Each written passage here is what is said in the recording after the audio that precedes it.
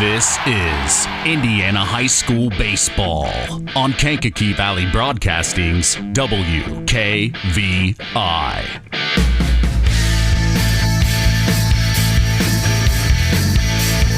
Brought to you in part by Culver's Portside Marina, NEPCO, Crane and Equipment Services, Farm Fertilizers, First Farmers, Bank and Trust, Lawrence Farms, Mark's Body Shop in Knox, Zingo Express, Pulaski Memorial Hospital, Stark County Co-op, The Auto Park with locations in LaPorte, Plymouth, and Bremen, Standard Plumbing, Heating, and Air Conditioning, Collins Insurance, Howard's Marathon of Winamac, and 5 Star. The KVB pregame show with Mitch Columbi is next. It's going back, and it's going to be a home run.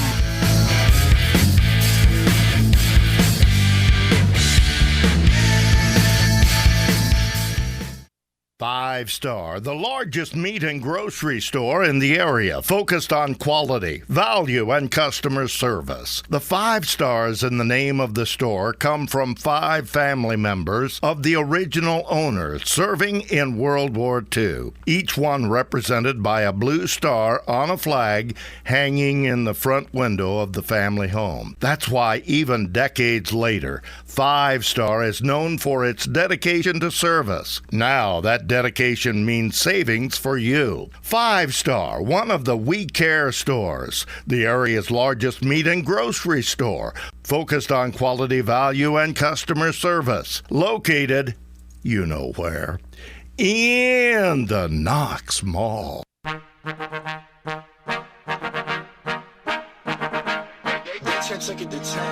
Big time That's the hit, game. And that's going to be a walk-off RBI single. Swung on, chopper to third. Here comes the go-ahead run. It's over the head of the center fielder, and it's a home run. Oh, my goodness. Homer. Welcome to the KVB pregame show. Now, here is the voice of KVB's WKVI Sports, Mitch Columbi. The new era continues here on Kankakee Valley Broadcasting's WKVI. Tonight, the Culver Cavaliers Baseball Club host Hoosier North Athletic Conference foe, the Winamac Warriors. This is Indiana High School Baseball.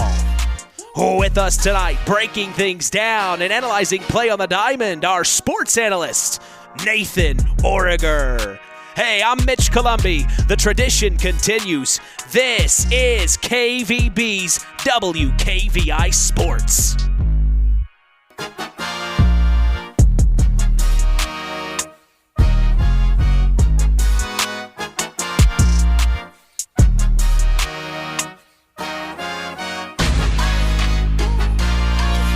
And we welcome you to Cavalier Field in Culver, Indiana, 46511.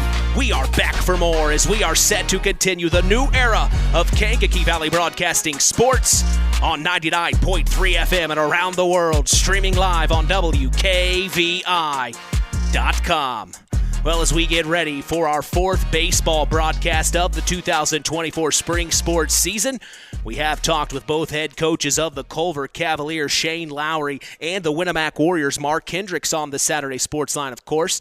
But when we look at the away team in today's contest, Winamac skipper Mark Hendricks and his Warriors are doing very, very well to start the season, especially when it comes to conference play. They started their 2024 campaign with a loss to Carroll on the road 10-3. They turned things right around, though, and beat Rensselaer Central on the road 11-3. On April 15th, they fell to one of their rivals, Pioneer, on the road 8-6. Then they hosted Pioneer the following night for their first home game and won 11-8. They fell to Twin Lakes 2-1 on the 18th, but head coach Mark Hendricks told us he was very, very proud of his team's outing. This past Saturday, they took on Triton in a doubleheader and won Game 1 5-2 and Game 2 4-0. The Warriors come into this matchup at 4-3 on the year and 3-1 in Hoosier North Athletic Conference play. When it comes to hitting, Cash Roth leads the Warriors with a .500 batting average. Right behind him is Wyatt Wheeler hitting right at a .409, and then rounding out the top three is Braden Mathias averaging a .250 at the plate. As a whole, this team has a .247 batting average. They have 48 hits, 41 runs, and 29 RBIs on the year. Looking at the pitching, the Warriors, they have used 6 different arms through the 45.2 innings pitched. They have an ERA rating of 2.15.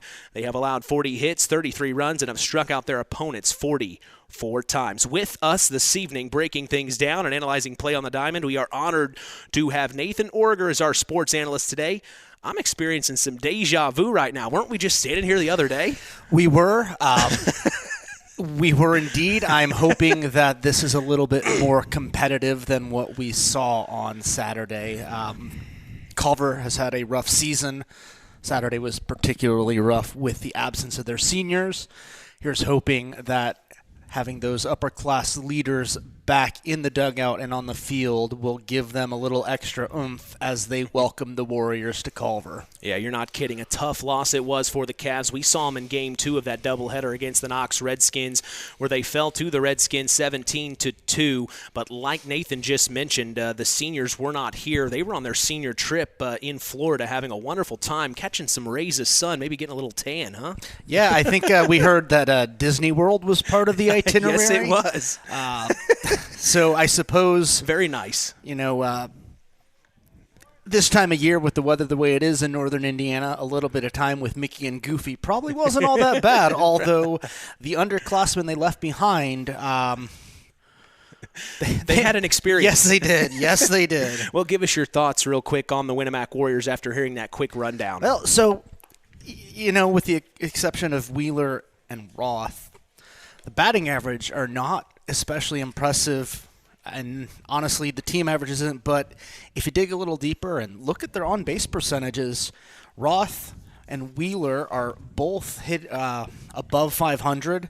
Mathias and Addison Allen, not quite as strong as you'd like to be, but those 250 batting averages crank up to about 300, 310 on the OBP. So it looks like they're showing some patience at the plate, taking some walks, or some beanballs. Either way, they are finding ways to get on base, even if they're struggling at times to put the ball into contact. And, for me, and this as sort of an old-school baseball fan who still gets a little grumpy when people say that batting average isn't really that important, I'm coming around and I'm accepting the fact that sort of patience, that'll do the trick too. Obviously if they're putting the ball into play, you're moving batters more than one base at a time, you got the chance for that. But anything they can do to get on first and get things going is going to get them towards that victory. And I think as long as they exert that same patience they've been showing, that'll be a good leg up they have over the Cavaliers. Yeah, absolutely. Well, and Mark Hendricks says he's very happy with the confidence of his ball club right now. We'll hear from him here shortly in the KVB Coaches Corner. But we turn the page and look at the Culver Cavaliers. Skipper Shane Lowry took over as the man in charge in the offseason. They started their 2024 campaign at home against Tri-Township and fell short 6-1.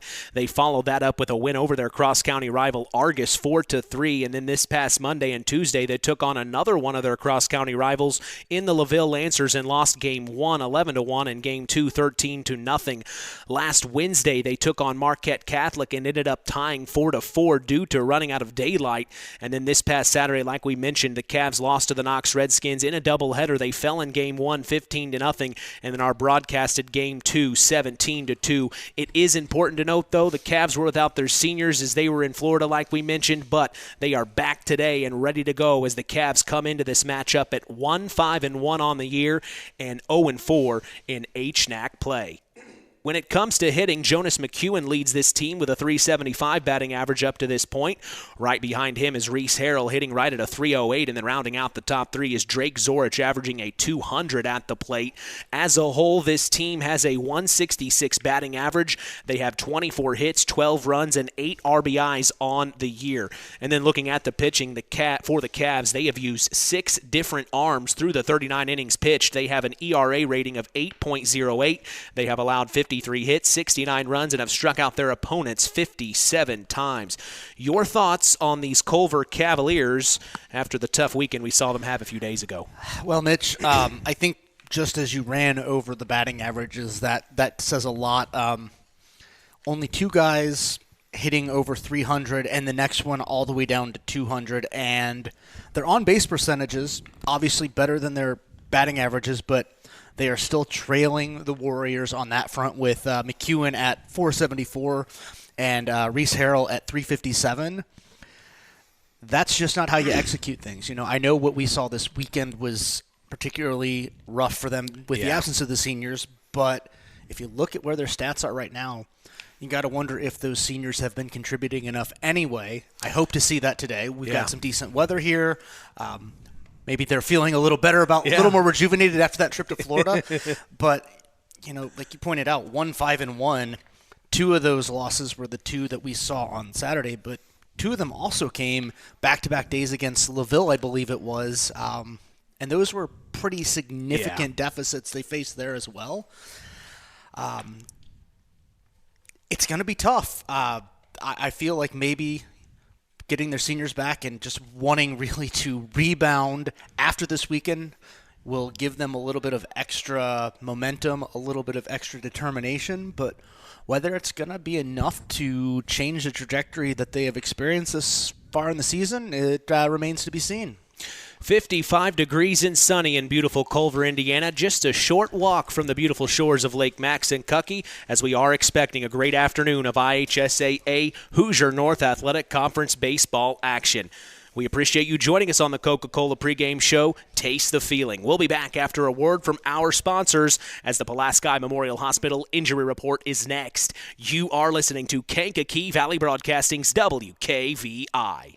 It's hard to believe, but time sure does fly by. Collins Insurance Agency in downtown Knox are celebrating over 30 years of taking care of all of your insurance needs in our communities. If I could turn back time. And we're not going anywhere. Stop in and see Jim and the crew at Collins Insurance Agency in downtown Knox. Insurance you can count on from a business you've trusted since 1989. Proud presidential partners of Western Reserve. Who's in? Who's out? It's the Pulaski Memorial Hospital Injury Report with Mitch Columbi. Mitch? Hey, thanks, John. Big time shout out to John Thompson all the way from Ellenton, Florida, tuning in this afternoon on his way home from work. The Pulaski Memorial Hospital has been serving lives of the residents of Pulaski County and the surrounding area since 1963. We appreciate them supporting local high school sports. As we are lucky to say, no injuries to report tonight. That is our Pulaski Memorial Hospital Injury Report. Stay tuned, though. We will hear from Shane Lowry of the Cavs and Mark Hendricks of the Warriors after the break in the KVB Coaches Corner. You are listening to Kankakee Valley Broadcasting's WKVI. Stay tuned for America's Pastime with Mitch Columbi on Kankakee Valley Broadcasting's WKVI.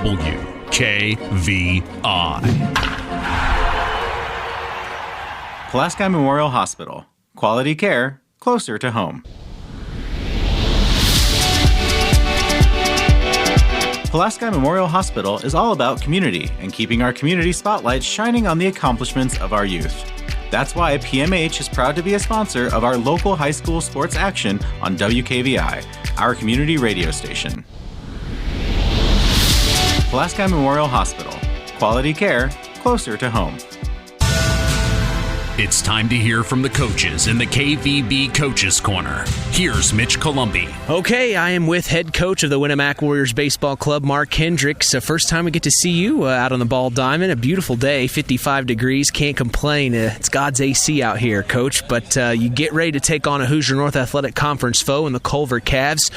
They're having a tough season right now. What have you been preparing for?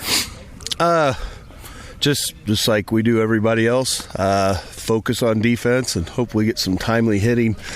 I just had to remind the boys that, last year we had to scramble to win the second game. They had us. And, we came back in like the 6th or 7th inning. So we're never going to be good enough to take anybody lightly, that's for sure. So, we just come out and do things we can do. Try and throw strikes, play defense, and get some hits when we need them. Well, we talked to you last Saturday. You're really happy with where the ball club was at that point, and then you go on to beat Triton in a doubleheader. Really looking good right now early on in the conference, Coach. How do you feel confidence-wise?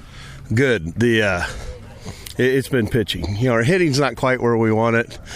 Our defense was awful to start the year. We made 14 errors in 13 innings against Pioneer, but we go to Twin Lakes, we won't make an error. We made 3 against Triton, and 2 of those were throwing. So if the pitching and defense are there, and I feel pretty confident in the pitching, we're going to play with everybody, I think. Message to Warrior Nation who may be listening. We're going to throw strikes, we're going to compete, and these boys are going to have fun. I don't care what the score is. These boys are going to have fun. Coach, I appreciate your time. Go get them. Thank you. The Stark County Co-op has been a member-owned farm services co-op in Stark County since 1928. That's over 90 years, and they're still providing the same quality agronomy services to the farming community of Stark and surrounding counties. The Stark County Co-op is an LP and fuel provider. The Stark County Co-op purchases grain at both locations, Hamlet and Brems. You can reach them by phone at 1-800-782-3392. I'm here with head coach of the Culver Cavs, Shane Lowry. Coach, you come into a Hoosier North Athletic Conference battle with the Winamac Warriors. What do you know, if anything, about them you can share with us? I know they've had a pretty good start here. They faced some tough opponents and came through with some pretty good pitching and timely hitting. So they're on a semi-roll here where we're going to have to match everything that they have. We're going to have to get back to the basics. And like I told you the other day, you just got to make the routine plays and take good at-bats. That's what it's going to take. So yeah, I see you've got Jonas McEwen on the mound today. What is it that you want to see from him? Just throw strikes, move it inside and out of the zone. We talked a little bit about how to attack and our good HNAC opponents. Everyone can hit in the HNAC, so you can't just throw it right down the middle. He's going to have to locate and keep them off balance. And they've been hitting well, so we just need to be better fielding behind him, making good plays early, and just keep him on momentum, keep him on pitch after pitch, just looking at the strike zone, knowing what number's called, and pitch strikes. Message to Cavalier Nation listening this evening. Cavalier Nation, it was a beautiful night. I said this before. Come out and watch, and we just need to do the little things, and I hope we give them a good show. Appreciate your time, Coach. Go get them. Yeah, no problem. Thanks. Hey folks, Auto Park Fort LaPorte has got some news for you. We now have the largest selection of pre-owned vehicles in LaPorte County. So if you're in the market, come and check us out, because right now is the best time to trade in your current vehicle. Not interested in purchasing a vehicle? That's okay. We'll buy yours even if you don't buy ours. Not currently in the market, but your car needs serviced? Come check out our newly renovated service department and let them take care of all your service needs. And remember, we're not just an auto dealer, we're an auto park. Time now for the keys to the game. Sponsored by the Auto Park, with locations in LaPorte, Plymouth, and Bremen.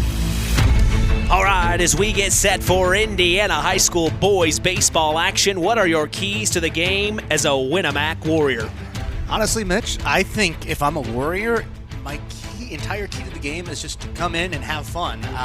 You know that you've got an advantage as far as how you've played this year compared to your Culver, and it's a beautiful day. I think you're just out there, you're having fun, and you're going to win by playing sandlot baseball. You're just going to get up there and do what you're going to do.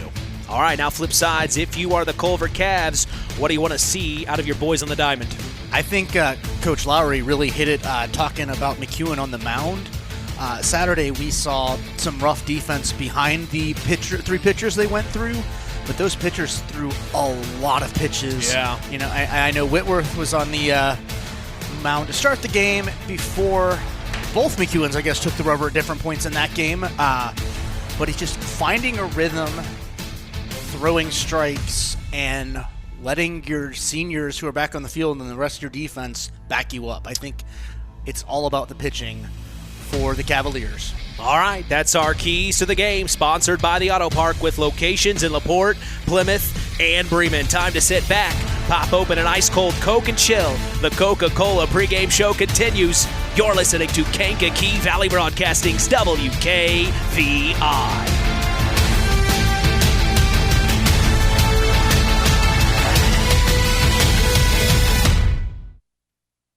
BP gasoline with Invigorate helps clean your engine and can give you more miles per tank. Continuous use may result in the following pleasant side effects: excessive smiling, feeling more relaxed, taking more drives just because, volunteering for carpool twice in a row, and bragging to your friends about how you use our best fuel ever. To find out if BP gasoline with Invigorate is right for you, stop by your local station to discover our best fuel ever. Versus minimum detergent gas. Average restored 3 to 5 miles per tank, based on fleet testing and based on what you drive and how you drive. High school sports brought to you by Zingo Express. Now it's time for the KVB starting lineups. For the Cavs in the field to start today, we will see Adam Peterson in left field. Brady Kitterday is in center field, and Jack Rogers is in right field. The infield shows Hunter Albert at third, Caleb McEwen at second, Derek McKee at first. Reese Harrell will be the shortstop. Hayden Parker's behind home plate as the catcher, and Jonas McEwen gets the call to start on the mound. And this one for the Culver Cavaliers. For the Winamac Warriors, their batting order shows catcher Cash Roth leading off, then left fielder Connor Burton, center fielder Addison Allen, and first baseman Wyatt Wheeler as the cleanup hitter. Batting fifth will be shortstop Braden Mathias, then designated hitter John Malco. Second baseman Max Gerhardt bats seventh. Right fielder Maddox Buzinski is at the 8th slot, and at the bottom of the lineup we will see the pitcher Brody Winsler. That is our starting lineups for today, as we will be back to get set for the first pitch. You are listening to KVB's WKVI.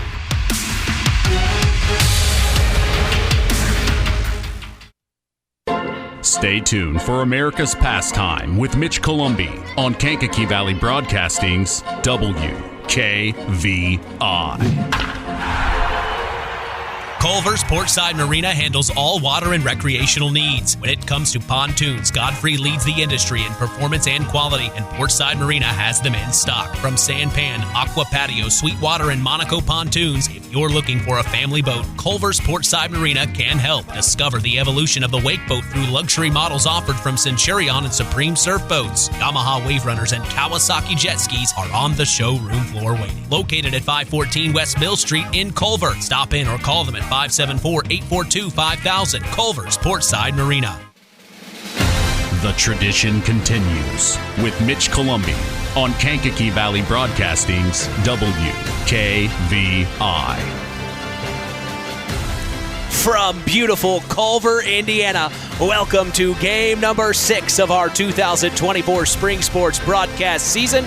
To see the Culver Cavaliers host the Winamac Warriors. I am Mitch Columbi. The tradition continues here on Kankakee Valley Broadcasting, as WKVI will always be there. You can stay up to speed on local high school sports in this area by following us on social media. We are on Instagram at WKVI Sports, on X, formerly Twitter at KVB Sports, and on Facebook at Sports to the Max for all Kankakee Valley Broadcasting sports content. You can listen to us on your phone. Just go to one of our social media sites I mentioned and tap the link on our page. We are literally in the palm of your hand throughout the world. We are proud to let you know the public address announcer today at Cavalier Field is Tia Champion. Our umpires for this evening are Jack Peters and Philip Lemasters. With us this afternoon, we are honored to have sports analyst Nathan Orger along for the call, and I'm Mitch Columbi, like I said, proud to be doing the play-by-play as we are set for Indiana High School baseball from Culver, Indiana. Hey, Kankakee Valley Broadcasting is going to historic Wrigley Field to catch the Chicago Cubs take on the Cincinnati Reds Sunday, June 2nd. Hop on a chartered bus at KVB headquarters and be chauffeured all the way to the friendly confines. Enjoy all you can eat and drink. Yes, all you can eat and drink as we hang out on the historic rooftops. Call 574-772-6241 during regular business hours to save your seat and join KVB for Sunday Fun Day. You sign up yet, Nathan? I have not, but I got to tell you, man, the way they are playing, they keep making me want to. And they are about to close the deal to sweep the Astros right now. Astros are at their last chances, top of the 9th at Wrigley. You know, the Cubs are 15-9. They're looking good. And, you know, I wouldn't say they've been plagued, but they've been hit with a couple of injuries. Bellinger on the IL now. Happ was out day-to-day for a couple of days. When two of your leaders on the team, both in terms of their stats, but also especially their role in the club. When they're hurting, and you're still playing ball like that, and when your closer has been failing to close the deal on multiple occasions, and you're still 15-9, something's going right. Something's going right. Sounds like a great thing to watch from the rooftops. It does sound like a lot of fun. So make sure to call KVB to save your seat for a great time with us. We're hoping it is going. I know it's going to be a beautiful day. If it's perfect weather, it'll be a perfect trip. So let's just cross our fingers and hope the weather holds off. But MLB action. Talking with my buddy John, of course, our in-game announcer, huge Rays fan, not very happy with the way the Rays started their season right now. Of course, they had a great season last year. But hang in there, John. Hopefully things will turn around there in Tampa for you. But here today, we are seeing head coach Mark Kendricks of the Winamac Warriors and Shane Lowry of the Culver Cavs at home plate with the head umpire going over today's take. And, if you really think about it, Nathan, when it's a baseball game like perfect weather like this, really no wind at all, if anything, just a slight breeze. When you come into a conference battle like this, the Cavs are starving for something. Yeah, absolutely. Starving might not even be strong enough of a word to describe it at this point, but, they're on their home turf again. HNAC opponent. This is the perfect recipe for the Cavaliers to snap out of their downward streak and make something happen on the diamond. Yeah, and it's their home field, too, where they're comfortable. Of course, we were at this game last year. Head coach Mark Kendrick kind of talked about it in the KVB Coaches Corner. He says they almost gave that game away. The Cavs came on strong late in the game, if you remember correctly. So he wants to come out. I remember when they first got here this evening, this was before we got our interview, he kind of sat the boys down and said, hey, you need to focus today. We cannot take these Cavs for granted. They are wanting to win. No, I think that's absolutely right. I still stand by what I said that, in some respect, they're playing sandlight ball. Yeah. This is their game. But I think Coach is right that when a team has been struggling like this and they get the opportunity to welcome a rival from the conference, things will surprise us sometimes. The Cavs are in beautiful black jerseys with pinstripes. Very foppishly dressed, as Nathan Orger had announced last Saturday. And then you see the Winamac Warriors in their maroon tops with white bottoms. Very sharp right now and clean, but I'm sure here in just a few moments there will be a lot of sliding and getting those jerseys dirty, making it very hard on Mom at home. I'm a little disappointed that I don't see many, if any, Culver players emulating their coach and pulling the pants up and showing off the bright orange socks. He does, Coach Lowry. That is next level out of Coach Lowry right there. He's looking sharp. They've had their meeting at home plate. We will see for the Culver Cavs in the field today on the mound. Jonas McEwen gets the call, and then first up to bat for the Winamac Warriors will be Cash Roth, the catcher. But we do remind you every morning to join Rich Wallen on the WKVI Morning Show, Monday through Friday, 5 a.m. to 12 p.m. Central. Catch local news as well for our area with Kankakee Valley Broadcasting News Director Anita Gooden, who covers news on WYMR and WKVI. Catch our stories on WKVI.com and Max983.net to stay up to speed in your local area. Today's first pitch is brought to you in part by Webb Printing and JT Shirt Shack in Winamac. We also appreciate them being the sponsor for the Tyler Roth WKVI Athlete of the Week Award given out each week on the Saturday Sports Line. That's the longest-running high school sports show in Indiana, thanks to our very own Harold Welter. Should be a great Saturday Sports Line this coming weekend. For you Winamac fans listening, we are scheduled to talk with boys golf head coach Jeremy Schell. First thing to start the Saturday show, just after 9 a.m. Eastern, 8 a.m. Central. We'll also be announcing our WKVI all-area boys basketball team. That'll be in the second hour with sports analyst Terry Minix. He's going to be joining Chris McGowan and myself as we name yet again another WKVI all-area boys basketball team. We've gotten nominations from all of our 8 schools. We're very excited to come out with that team this coming weekend. So stay tuned. A lot of things are planned here on KVB's WKVI Sports. Everybody loves all-area teams, Nathan. They love just to see if they're going to be chosen. Oh, I got to tell you something real quick here.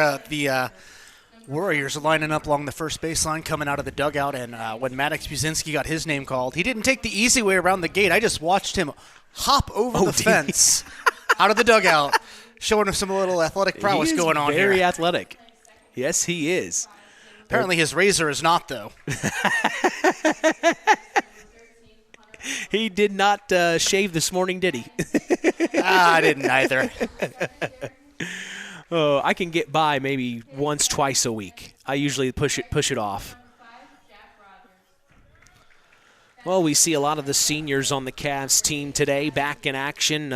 Very happy for them to see some of their senior leadership as they are out onto the field going through the starting lineups. But we will pause and turn things over to our public address announcer, Tia Champion, as we get ready for our national anthem.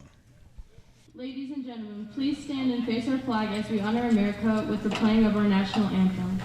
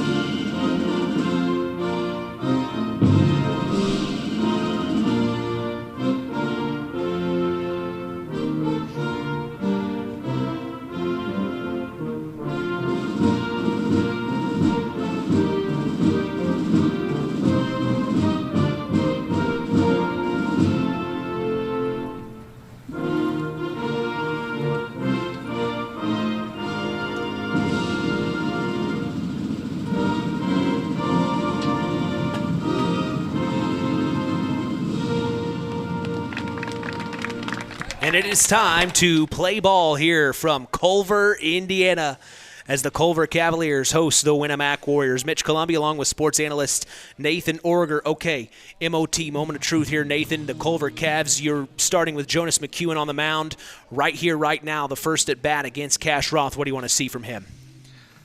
I just want to see strikes. I mean, I just want to see fastballs until he gets comfortable. You know what? Work on getting that fastball around in the zone. You know, wait until you found a rhythm to move into the breaking balls a little bit, I think, because we saw how rough the pitching staff looked on Saturday.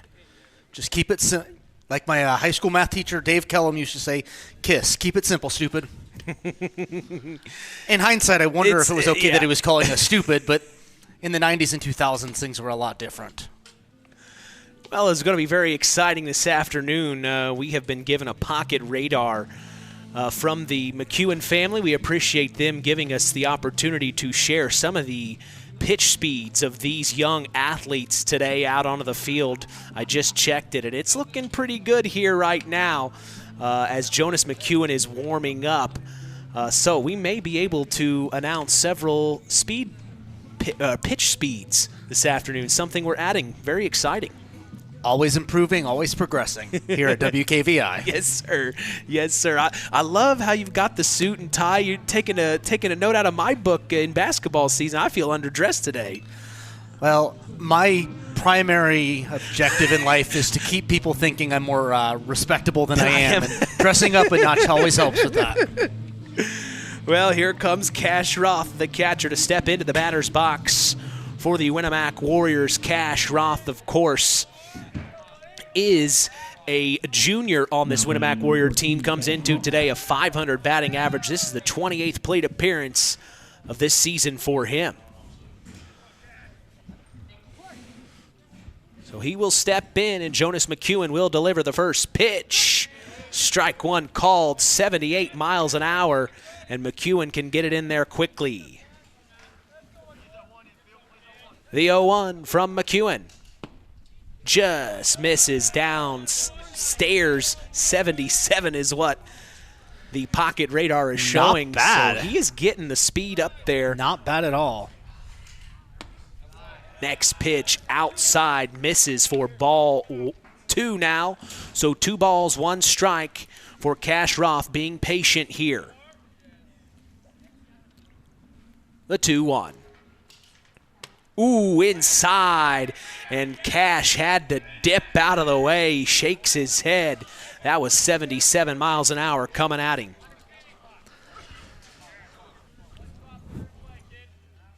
(3-1) now. He steps back in. McEwen kicks and deals. Swings and misses for strike 2. And Roth behind there just a hair. He had a nice cut on it, though. Did. Just wasn't quite with it. Full count here. Jonas McEwen in a battle with Cash Roth to start this game. Next pitch is outside, just gets past the catcher. That's Hayden Parker. So they will end up walking the leadoff man, and Cash Roth, he gets his base. You got to be careful with him. We remember from last year as well as in the fall, of course, in football, Cash Roth has got the wheels. Now to bat number 4, Connor Burton. So Connor Burton, the left fielder, will step in now. As McEwen checks the runner at first, Roth slides in safe. Burton comes into today as a senior, of course, 143 batting average. It's his 28th plate appearance of the season. He checks down the third base line and gets the sign from manager Mark Hendricks. There goes Roth to 2, and a bunt was shown by Burton. He foul tips it, so that'll bring Roth back to 1.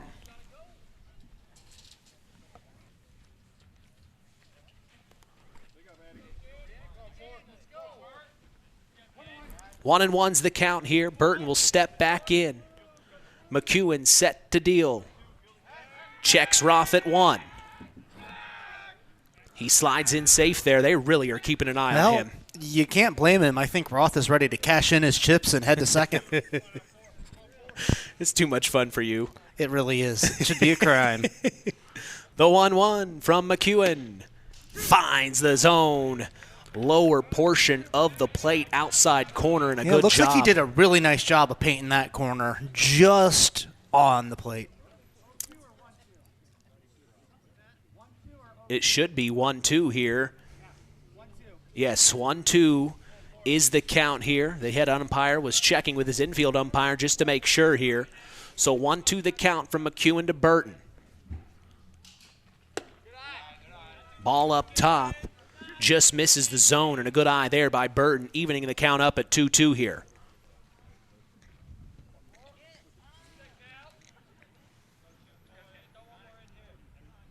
McEwen. I thought that one looked pretty close, but apparently our home plate umpire disagreed. So now another full count here, McEwen. Burton being very patient here at the plate. Swings on the next pitch. Chopper to the short. Stop. Gets the tag at 2. They throw over to first, but not in time. So they get the advancing runner out with the help of the shortstop. That was Reese Harrell on the play, getting it to his second baseman, Caleb McEwen. And then McEwen fires it to his first baseman, Derek McKee, but not in time. Burton, he got there safely. So 1 out here, 1 on, top of the first. Scoreless as the Cavs are taking on their HNAC opponent, the Winamac Warriors. We see Addison Allen, the center fielder, step in. He takes ball 1 up top. Now there goes Burton to take 2. He just walked right in there. Didn't bother dirtying the pants. Hayden Parker, the catcher, trying to get it to Caleb McEwen in time, but like you just said, Nathan, I mean, he pounced on it immediately. 1-0 from McEwen, misses, gets past Hayden Parker, and there goes Burton to 3. So now the Winamac Warriors have a run 90 feet away. With 1 out, you've got to be pretty happy right now with the performance from the Warriors. You kind of alluded to it, patience at the plate. Absolutely. Absolutely, man. McEwen deals, swung on and missed. Nice 78-mile-an-hour fastball gets by for strike 1.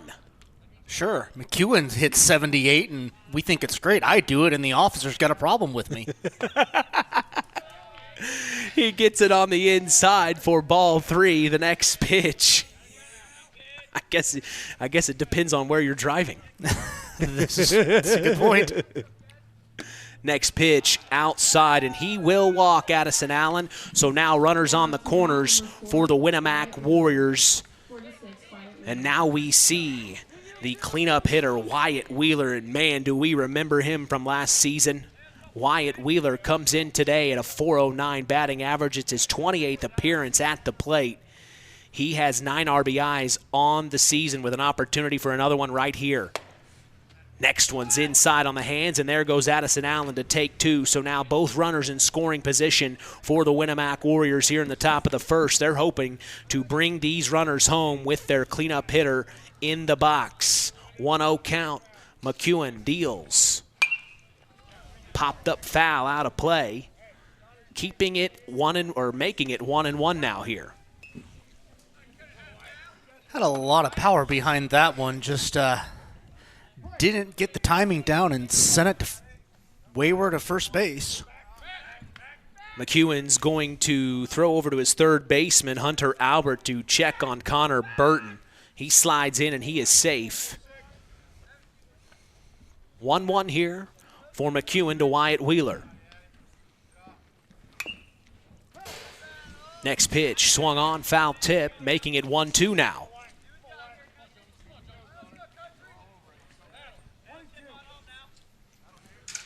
1-2 count, McEwen.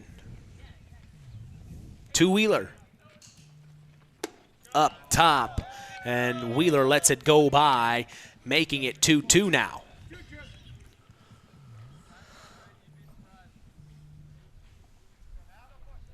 The 2-2. Ooh, and a nice breaking ball right there gets him. I think Wyatt thought it wasn't going to be in the zone, and at the last second, it makes that beautiful drop right in there, Nathan. You know, I might have misspoken, urging McEwen to stick away from the breaking stuff until he got settled. That was a beautiful pitch. Braden Mathias will step into the batter's box. The shortstop takes ball 1, almost gets past Hayden Parker, but he does a good job of tracking it down, keeping the runners at bay. As much as I hate to admit being wrong. 1-0 from McEwen to Mathias. Swung on, chopper to third, bobbled it. It's going to bring 1 run home. He gets it over to first, but not in time, and that will bring Connor Burton home for the first score of the day. It's 1-0. The away team, Winamac, they lead here in the top of the first, and another runner is 90 feet away from scoring. We will see John Malco, the designated hitter, step in here. Malco, another senior on this team. Of course, we know him very well. Swings, and it will be fouled down the right field line, out of play. Malco comes into today a .143 batting average. It's his 26th plate appearance. He has 4 RBIs on the year and an opportunity to add to it right here. Correct me if I'm wrong, Mitch, but didn't he just start playing ball a year or two ago? I think we talked about that last season. They got him to come out, and now the next pitch gets past Hayden Parker. Addison Allen's going to slide in at home. So now another run crosses for the Winamac Warriors, 2-0. And in that moment, it looks like Braden Mathias advances to 2. So another runner in scoring position for the Winamac Warriors with 2 outs and 1 on, top of the first. Like I said, they lead 2-0 here over the Cavs.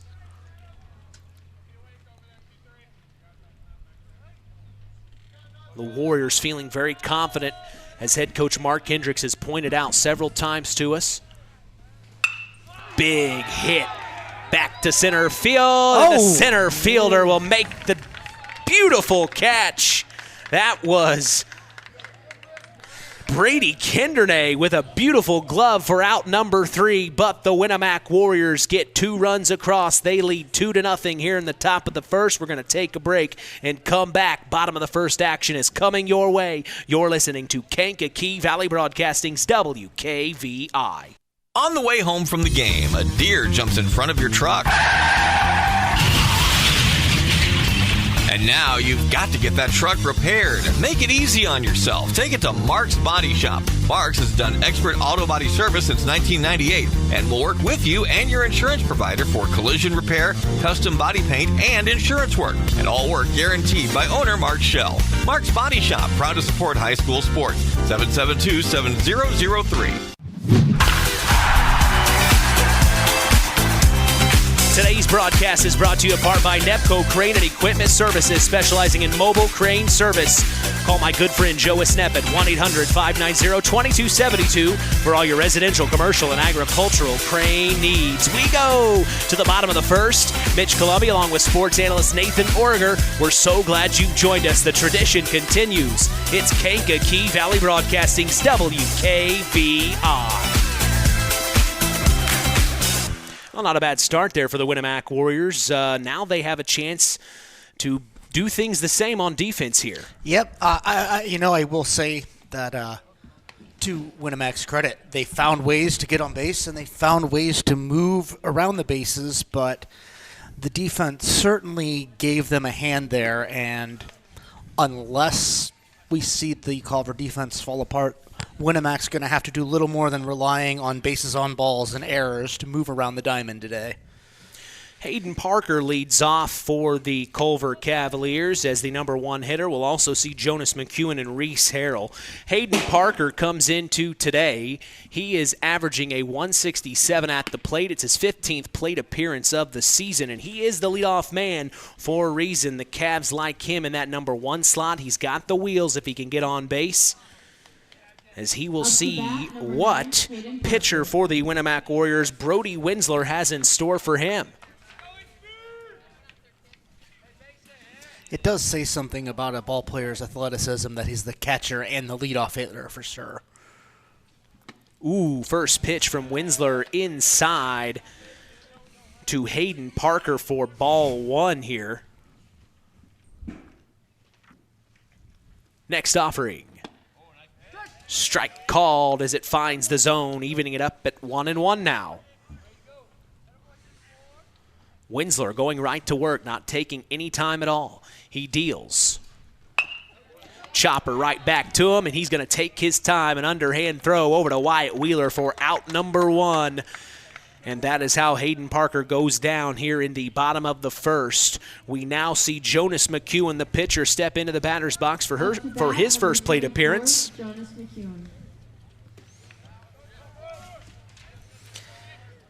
McEwen, a .375 batting average, his 20th appearance of the season. An opportunity to do something here against Winsler as the first pitch just misses. 1-0 count now. And when we saw McEwen on Saturday in that second game, he did double the left field in addition to getting on an error to the shortstop. So it looks like he does like to pull that ball when he gets a chance. And we'll see if he can put it to play and get something going for the Cavaliers here. Turn things around for the team.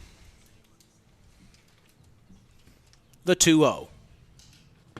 Swings and misses. McEwen wanted that one. 69 miles an hour right there from Brody Winsler. Just a junior Winsler. 2-1. Winsler to McEwen. Finds the upper right-handed corner. A nice placed pitch there from Winsler. And now it's 2-2. My apologies.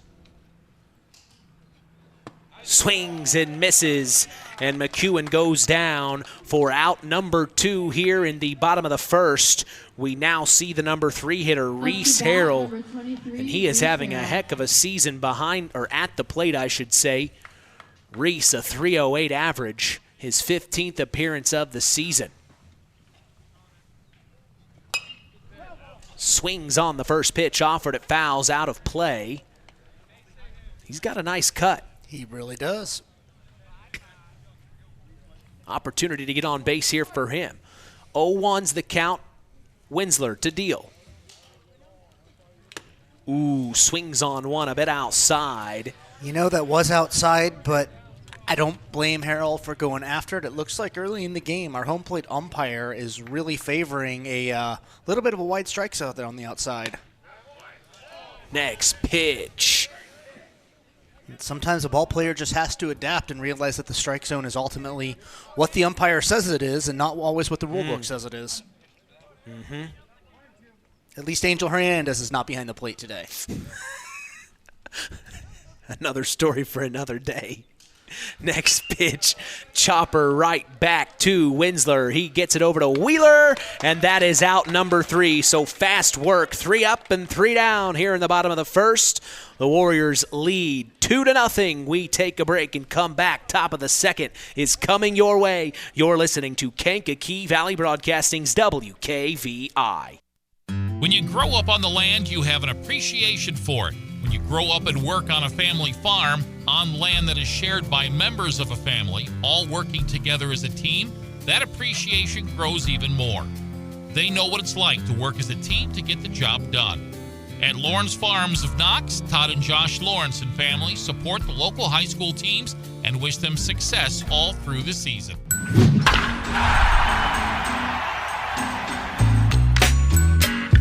This afternoon's broadcast is brought to you in part by First Farmers Bank and Trust, providing state-of-the-art banking with old-fashioned service. We certainly thank them for supporting local high school sports and helping continue this tradition on KVB's WKVI. We go to the top of the second here in beautiful Culver, Indiana, 2-0. The Winamac Warriors lead Hoosier North Athletic Conference foe, the Culver Cavaliers. Mitch Columbi, along with sports analyst Nathan Orger. And the Warriors are just looking pretty good here early on. They really are. Wensler really kind of took care of himself there that first inning, striking out 1 and fielding the other 2 in a 3-up, 3-down inning. And in a moment here, we'll see if he's going to help himself up out of the plate. Now we see the number 7 hitter for the Winamac Warriors. It's Max Gerhardt. Takes the first pitch from Jonas McEwen, a called strike. Gerhardt, name we know quite well from the fall, as well as last spring here on the baseball team. He takes the second pitch for a called strike. He's now behind 0-2. McEwen kicks, deals. Ooh, inside, a little chin music there for Gerhardt. Ball 1.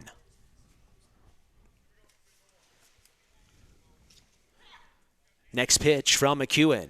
Oh, he has got that breaking ball down. He caused Gerhardt to pause in just that little hesitation, thinking it was inside. No, it drops in the zone for out number 1, and I think McEwen's just getting warmed up here. Now we see Maddox Buzinski, the right fielder, step in. Quite the athlete, takes one inside for ball 1.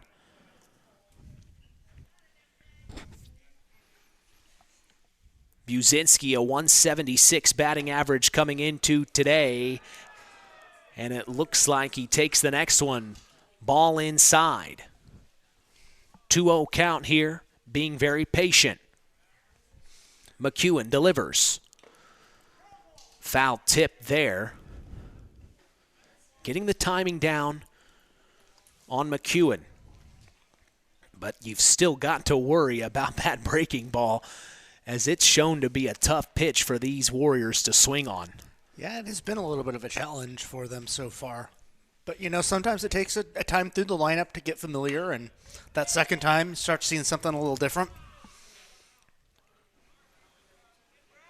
Next pitch offered 76 miles an hour, and that's where McEwen's kind of hovering right now, 75, 78 mile an hour range.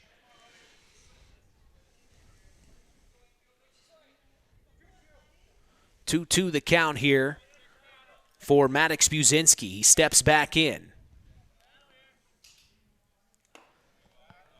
That was more like forehead music there. It was up top. Definitely got away from McEwen there. So it's a full count, another one he is facing, and Maddox Buzinski has been very, very patient. Chopper goes foul down the third base line. So it'll keep him alive, but still full count here.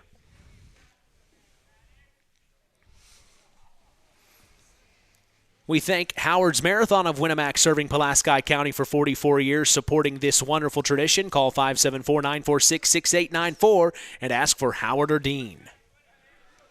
Full count for Buzinski. McEwen deals. Chopper right to Reese Harrell at shortstop. Throws over to first base, and it is in time as Derek McKee gloves it Beautiful play for out number 2, and the Cavs defense is picking things up here. When you call Howard, so you might want to make sure to talk to Howard first. Don't get me wrong, Dean's great, but you might spend an extra half hour just talking to Dean before you ever get back out of the store. And if you got time to kill it, it's worth your time. But if you just want to get your car in and get it fixed right, talk to his dad. It's always fun to get over to Howard's Marathon.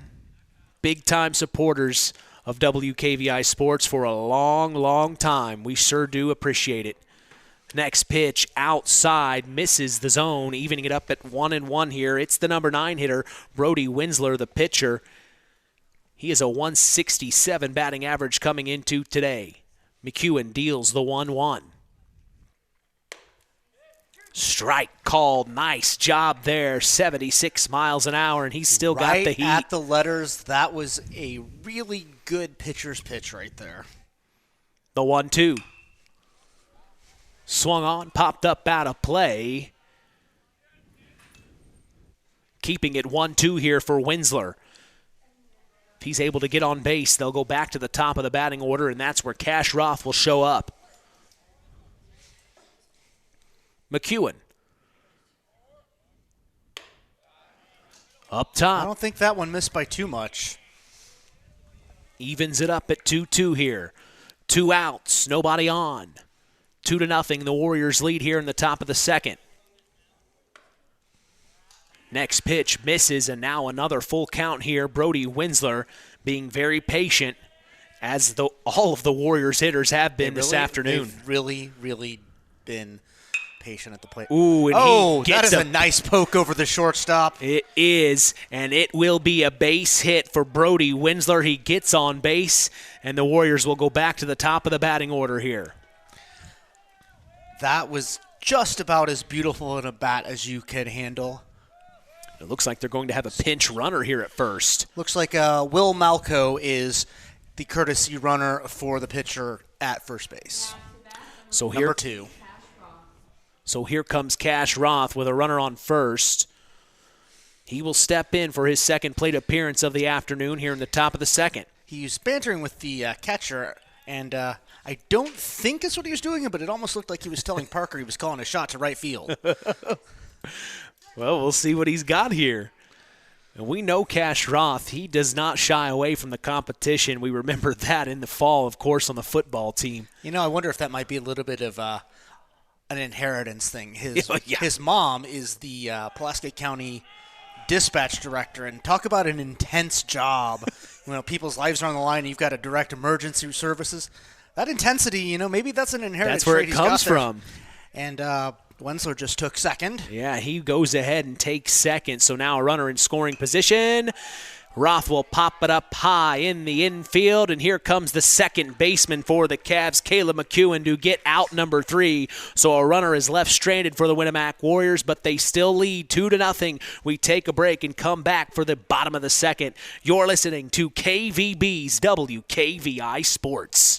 At First Farmers Bank and Trust, agriculture has been a cornerstone of our business for more than 135 years. Our personal relationships within the ag community run deep for multiple generations. If you're looking for a financial partner that knows, understands, and supports agriculture, I'd love to hear from you. I'm Isaac Blue, ag banker at First Farmers. Come into our Knox, North Judson, or Culver branches, or visit us online at ffbt.com when you're ready to talk about growing your operation. First Farmers Bank and Trust, member FDIC, equal opportunity lender.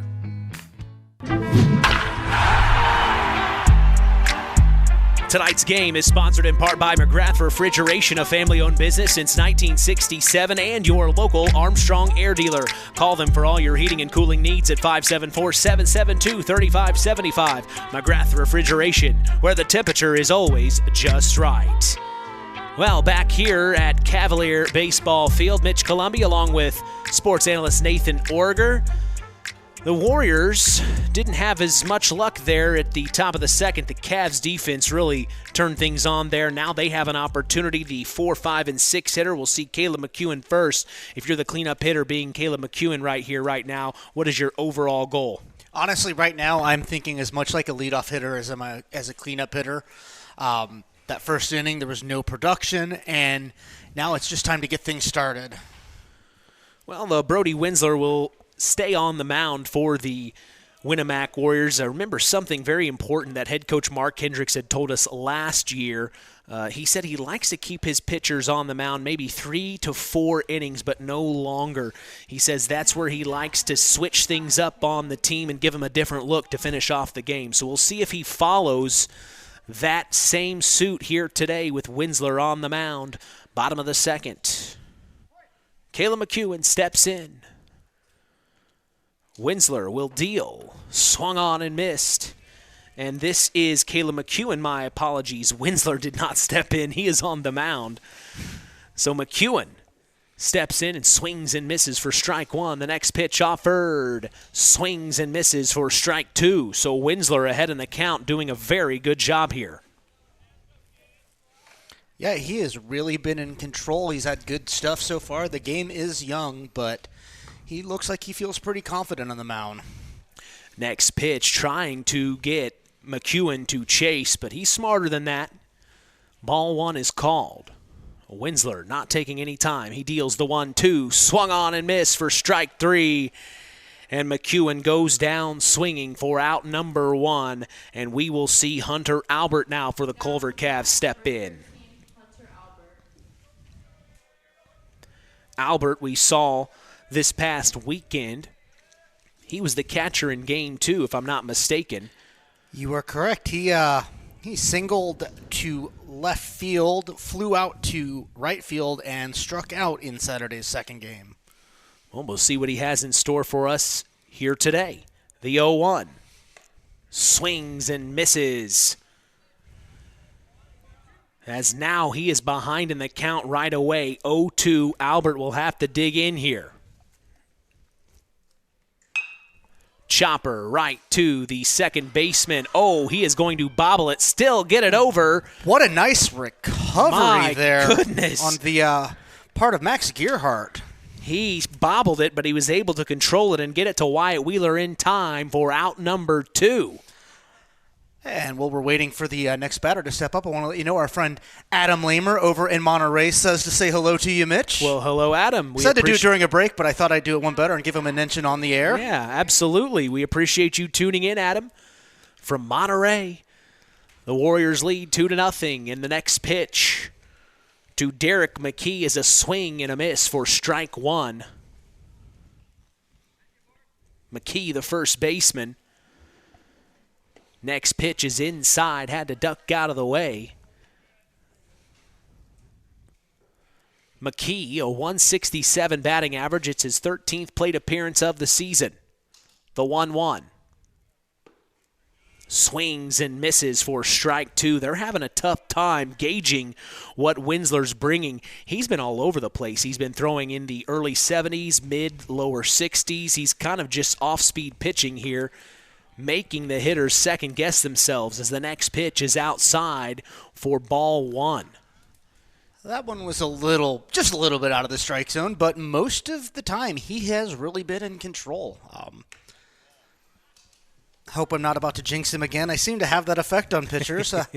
But up until these last couple of pitches, he has really just seemed to be on cruise control, you know? And that one got back to the corner. Swings and misses, and that is strike 3 as Derek McKee goes down swinging. Nobody was on as it was a quick 3 outs for the Winamac Warriors. We pause and take a break and come back. Top of the third is coming your way. You're listening to KVB's WKVI Sports. Howard's Marathon in Winamac has a reputation built on getting things done right. With 30 years experience as an ASE Master Auto Technician, Dean Wentz is the right choice for the auto repairs or service.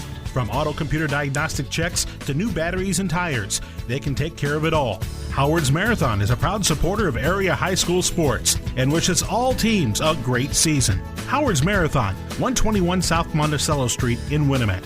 Call 574-946-6894.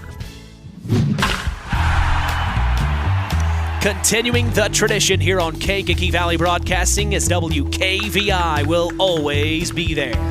Mitch Columbia along with sports analyst Nathan Orger. We thank Farm Fertilizer for sponsoring today's broadcast. Call them at 574-867-2441. That's Farm Fertilizer, helping to move the bar on yield and crop investment returns. Hey, Mark's Body Shop in Knox is also proud to be part of the broadcast. If you ever need collision repair, contact Mark at 574-772-7003. 2-0, the Winamac Warriors lead as we go to the top of the third. We will see Connor Burton for his second plate appearance of the afternoon. And these Warriors have just been very, very patient at the plate. We've said it several times, but when you go from top to bottom in this batting order, no one is in any hurry. With this much patience, one of them better be on the way to med school. I love it. I love it. I love it. Well, and there are some very sharp kids on this team for the Winamac Warriors and the Culver Cavaliers, as the first pitch offered from McEwen is a ball outside. He delivers the next pitch, and swinging and missing is Burton. So now that evens it up at 1-1 here. Next pitch offered. Swing and a miss for strike 2, and I think McEwen is really coming into his own here. Yeah, he really, really seems to be comfortable. He did not pitch a whole lot on it was a very short Saturday. But today he seems well rested and like he wants to keep this team of his in the game. The 2-2 is fouled up out of play for Burton. He's fighting at this plate appearance here.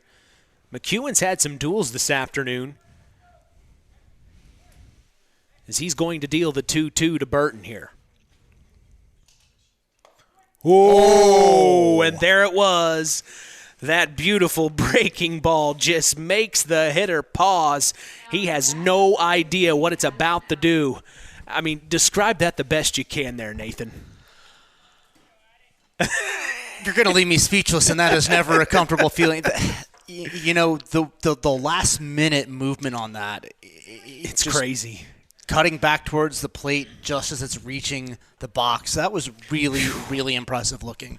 So Addison Allen takes the first pitch for a called strike, swings and misses on the second one, and McEwen is really just coming into his own here in the top of the third.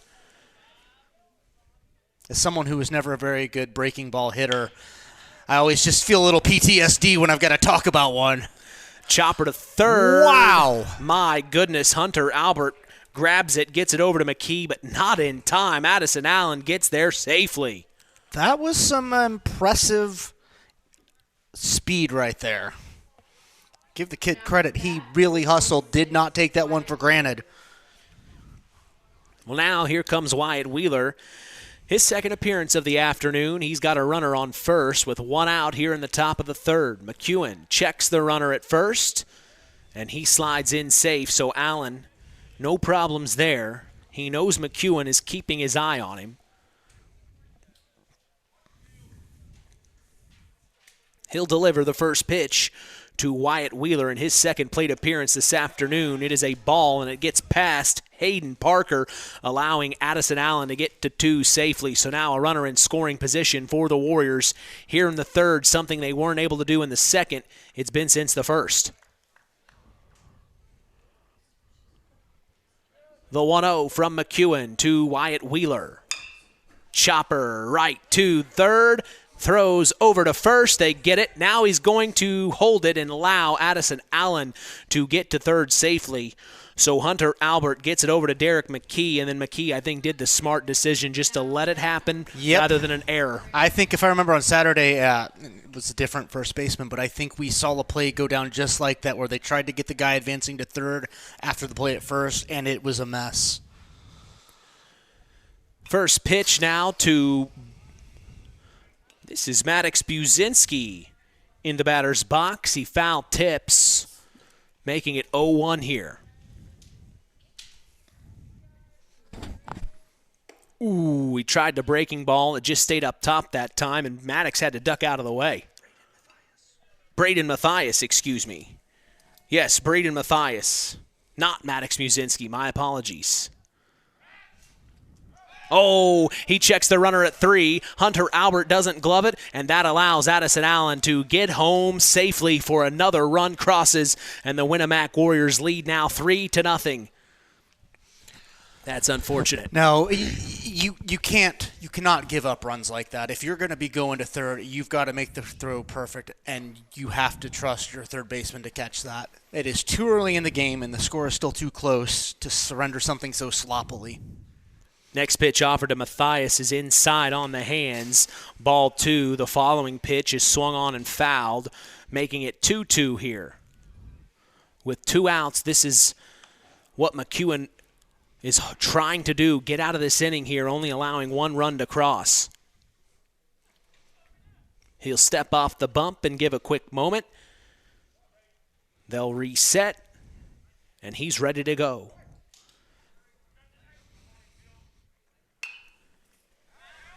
Matthias fouls this one out of play.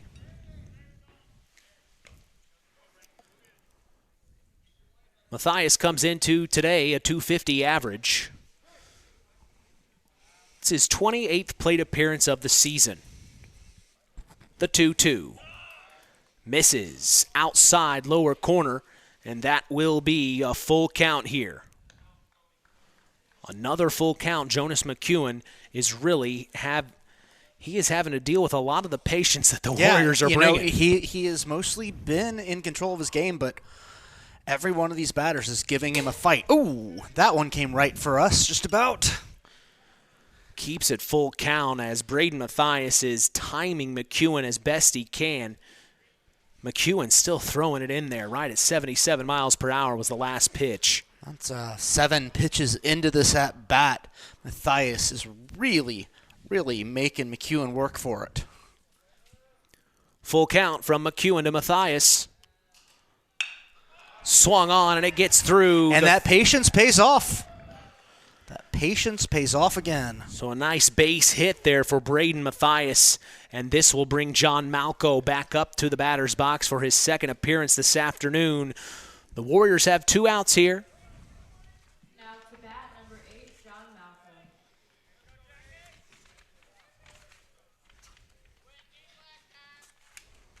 He checks the runner at 1, sliding in safe.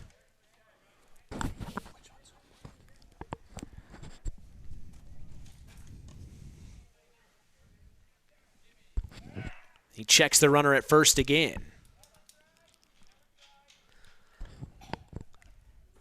I got to tell you, our home plate umpire, the hair he's got going on, I feel like I've seen him in the pit at a couple of punk rock shows in my younger days.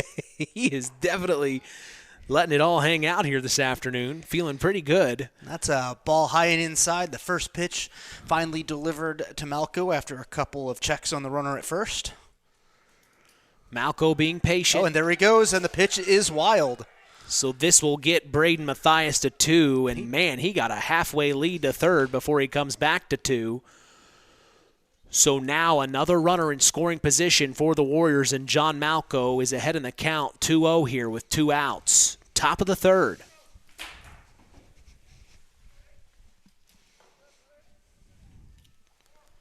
McEwen. Outside, just misses for ball 2. Ball 3. Yeah, 3-0 now.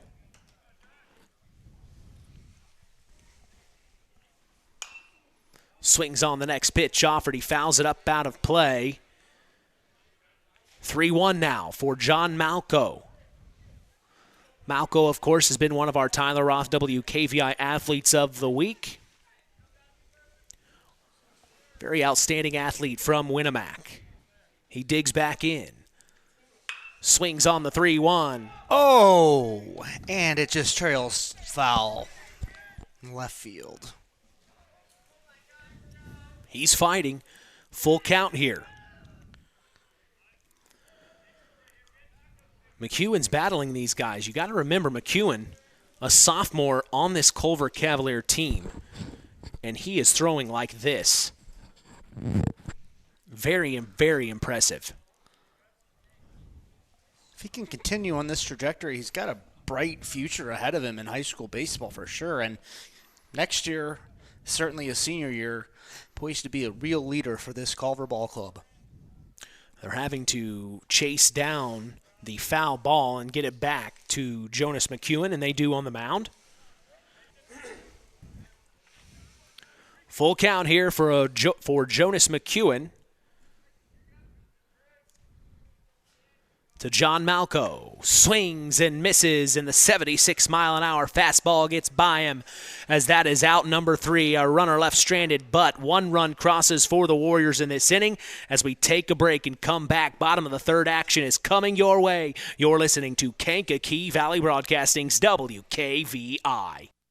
It takes smart planning by a skilled expert to get you just the right heating, cooling, and energy-efficient system for your home. McGrath Refrigeration can install an affordable Armstrong air system that will cut your energy costs while enhancing your comfort. You'll see the difference in your first energy bill. Give McGrath Refrigeration your local Armstrong dealer a call today at 574-772-3575. That's 574-772-3575. McGrath Refrigeration, where the temperature is always just right.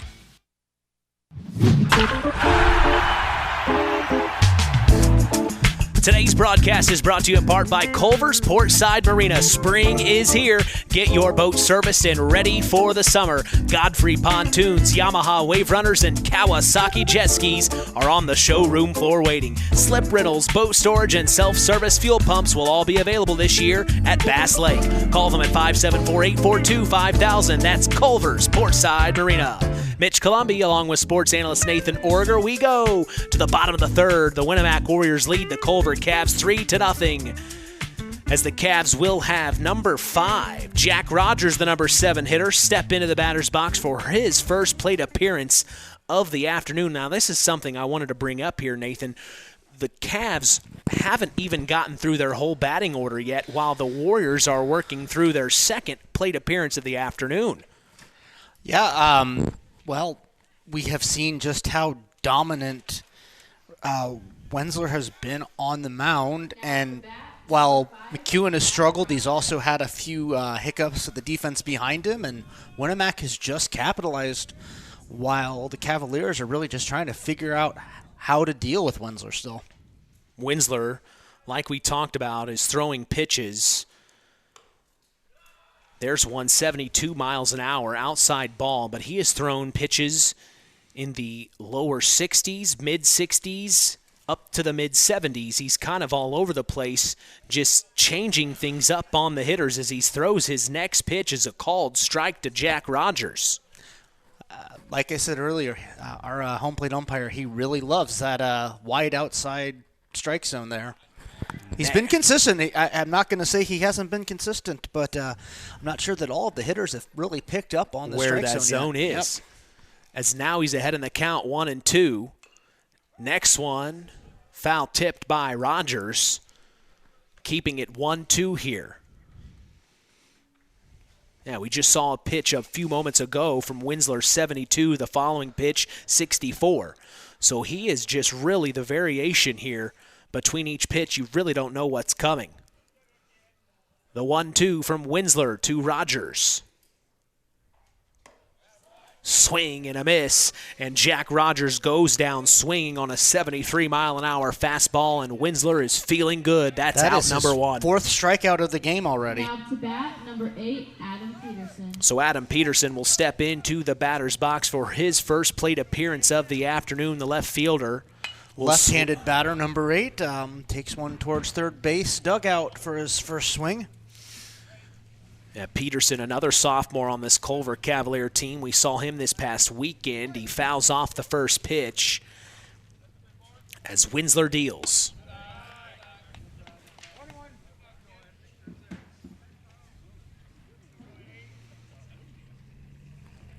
One the count. Wensler to Peterson. Oh. And he gets a nice... That was a wonderful place. That was another one of those just at the letters, right down the plate, just high enough to make a batter choke on it. And there is an off-speed pitch. He just threw the pitch Nathan was talking about at 72 miles an hour. This next one off-speed at 60, really throwing Peterson off. It's 2-2 the count here with 1 out. Nobody on for the Cavs. Swung on, a chopper right back to Winsler. He throws to Wyatt Wheeler, and he gets the out for out number 2 here in the bottom of the third. We will now see the number 9 hitter, Brady Kindernay. And out of 8 putouts so far in this game, only one of them has not involved Wensler directly. There was a 4-3 last inning. Otherwise, it's been 3 1-3s and 4 strikeouts. Wow. He is really getting a workout on the mound today. And like we talked about a few moments ago, Winsler, a young individual on this team. He is a junior. I don't remember seeing him on the mound for the games we did last year.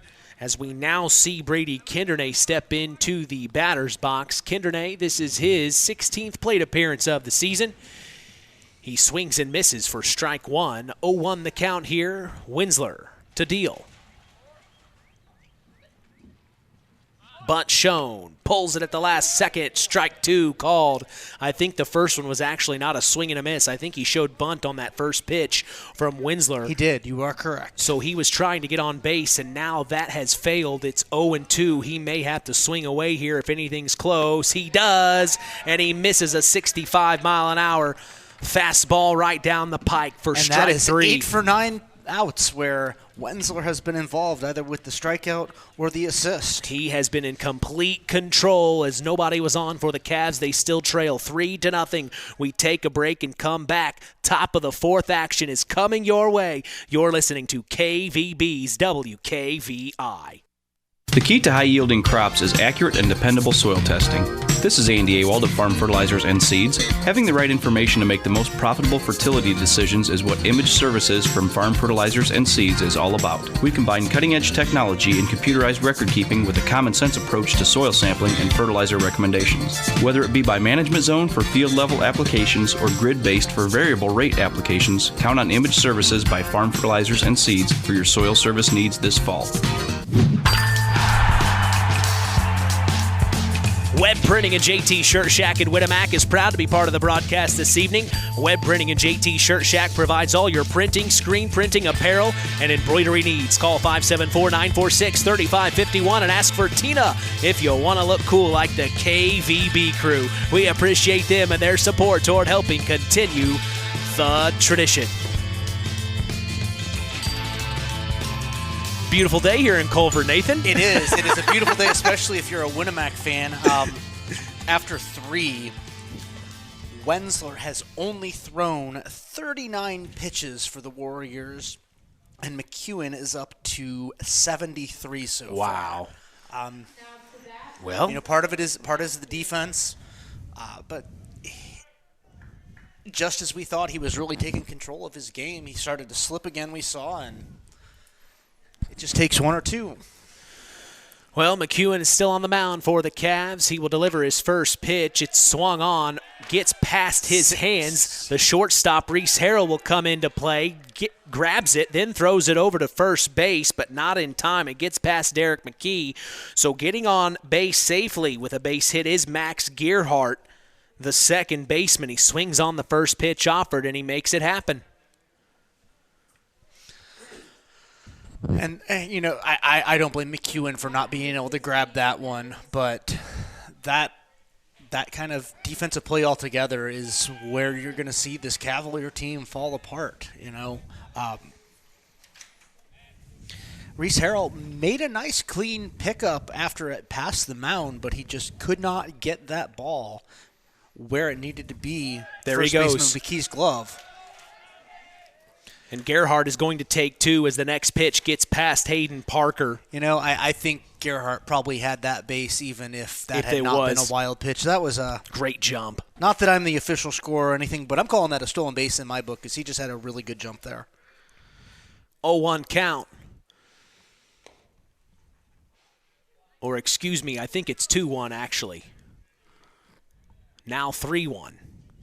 As that next pitch just misses the zone here.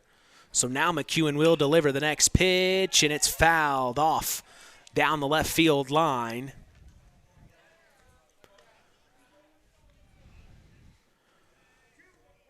2-1 the count. There's the head umpire correcting us. 2-1 the count here for Maddox Buzinski, the number 8 hitter of the Winamac Warriors. He's got a runner in scoring position here in the top of the 4th.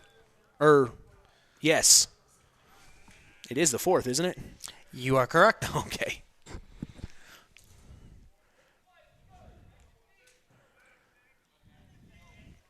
Next pitch was offered, a ball outside, now 3-2. And he will end up walking Maddox Buzinski, and he will take his base. We'll now see Brody Winsler, the number 9 hitter, step into the batter's box. I think this is his second appearance. You are correct. Winsler singled to left field and had a stolen base in the second. McEwen, swing and a miss by Winsler. Couldn't get that one. Is 74 miles an hour coming at him. McEwen been throwing in the mid-70s quite well this afternoon, and the next one offered, there's a 76-mile-an-hour fastball inside lower corner for strike 2. 0-2 the count now for Brody Winsler. Swung on, and it's going to get through the gap between first and second. It'll advance the runners to 2 and 3, and it'll load them up. Bases loaded here. Oh, no. Oh. And the runner at 2 had way too much space between him and the bag. They throw it over to Reese Harrell, the shortstop, and they get the tag for out number 1. So a little overzealous was Maddox Buzinski. So now runners on the corners for the Winamac Warriors with 1 out.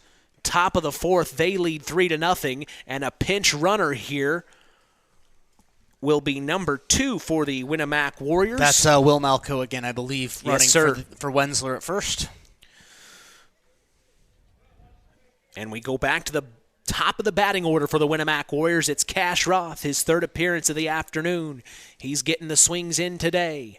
First pitch, chopper, right back to McEwen. Checks the runner at 3rd to make sure he doesn't go, and then he throws over to first in time to Derek McKee for out number 2. And that advances the pinch runner, Will Malco, to 2. So 2 runners in scoring position for the Warriors, and now we see Connor Burton step in.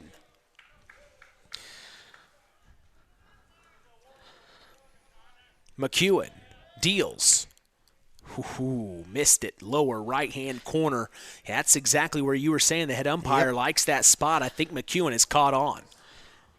Burton scored in the first inning after making it onto base on a fielder's choice. Grounder to Reese Harrell at short. Throws over to first, and they get the out. Runners left stranded. A beautiful defensive play by the Cavs as that's out number 3. No runs crossed for the Warriors. Just what the Cavs needed as we now prepare for our 4th inning stretch.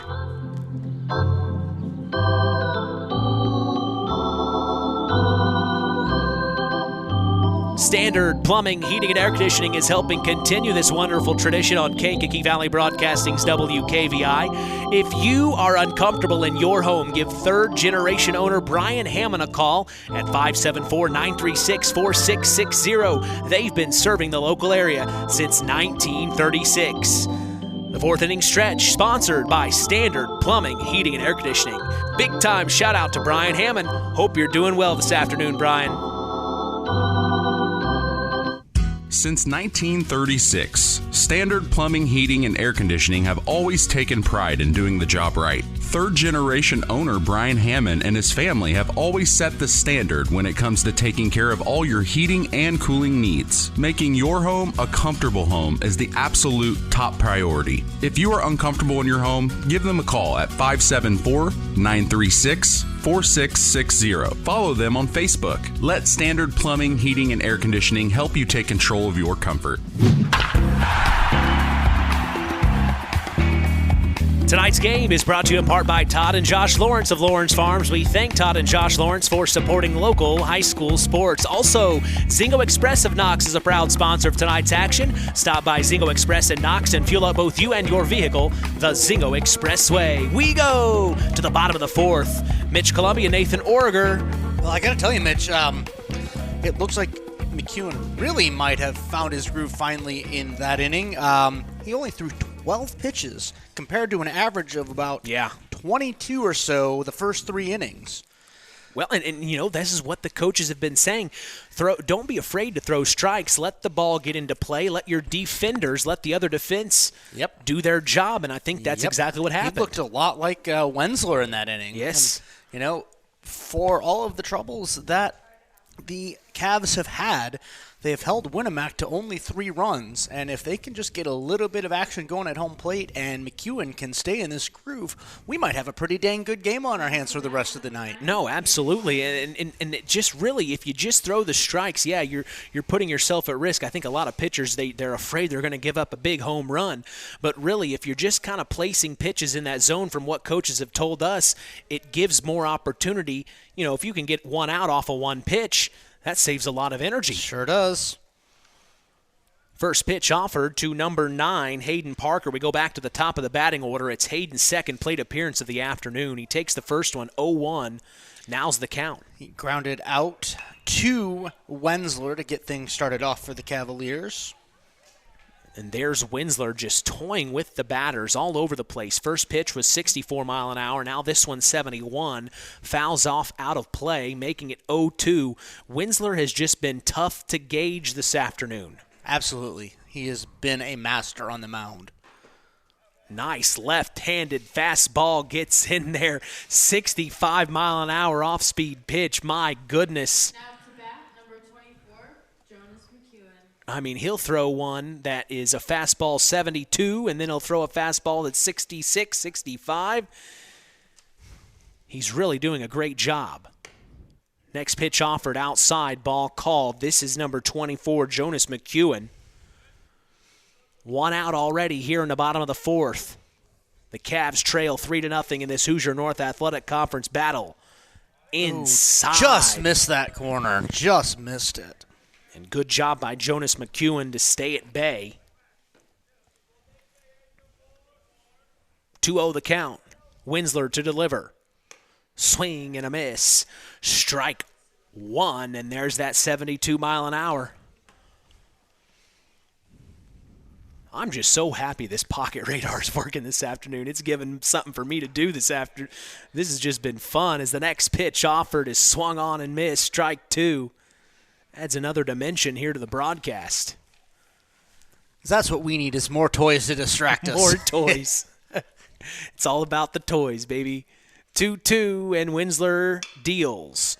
Chopper right to third. Jimenez will throw to first and get the out. Wyatt Wheeler stretches and makes it happen for out number 2. What a job. You almost wondered if it was going to go foul down the third base line. It was one of those where you're just kind of watching and waiting and seeing what Jimenez is going to do. And it just wanted to stay on the fair side of that line, and Jimenez launched it over there. Wheeler helped him out, and despite the hustle, it was just not enough for McEwen. First pitch offered to number 23, Reese Harrell, is a chopper to first. Underhand, it gets over the head of second baseman Max Gerhardt, who came over to help. But that's not enough, as in time getting to first safely is Reese Harrell. You call that on an error, maybe? Yeah, Wyatt, he bobbled it to start things, and I don't blame him for trying, but Harrell had a pretty good jump there, and it was going to be close either way. He might have been better off just eating it and letting it be. Well, it's been some time since the Cavs have had a runner on base. When was the last inning? They haven't had anyone on base. Oh, this is the first one of today. That is the first one they have had on base. Wow. And we've got number 16. Kyler Weegar. Courtesy running for the pitcher. So this is the first time this afternoon the Cavs have had a runner. For Harrell. That's interesting.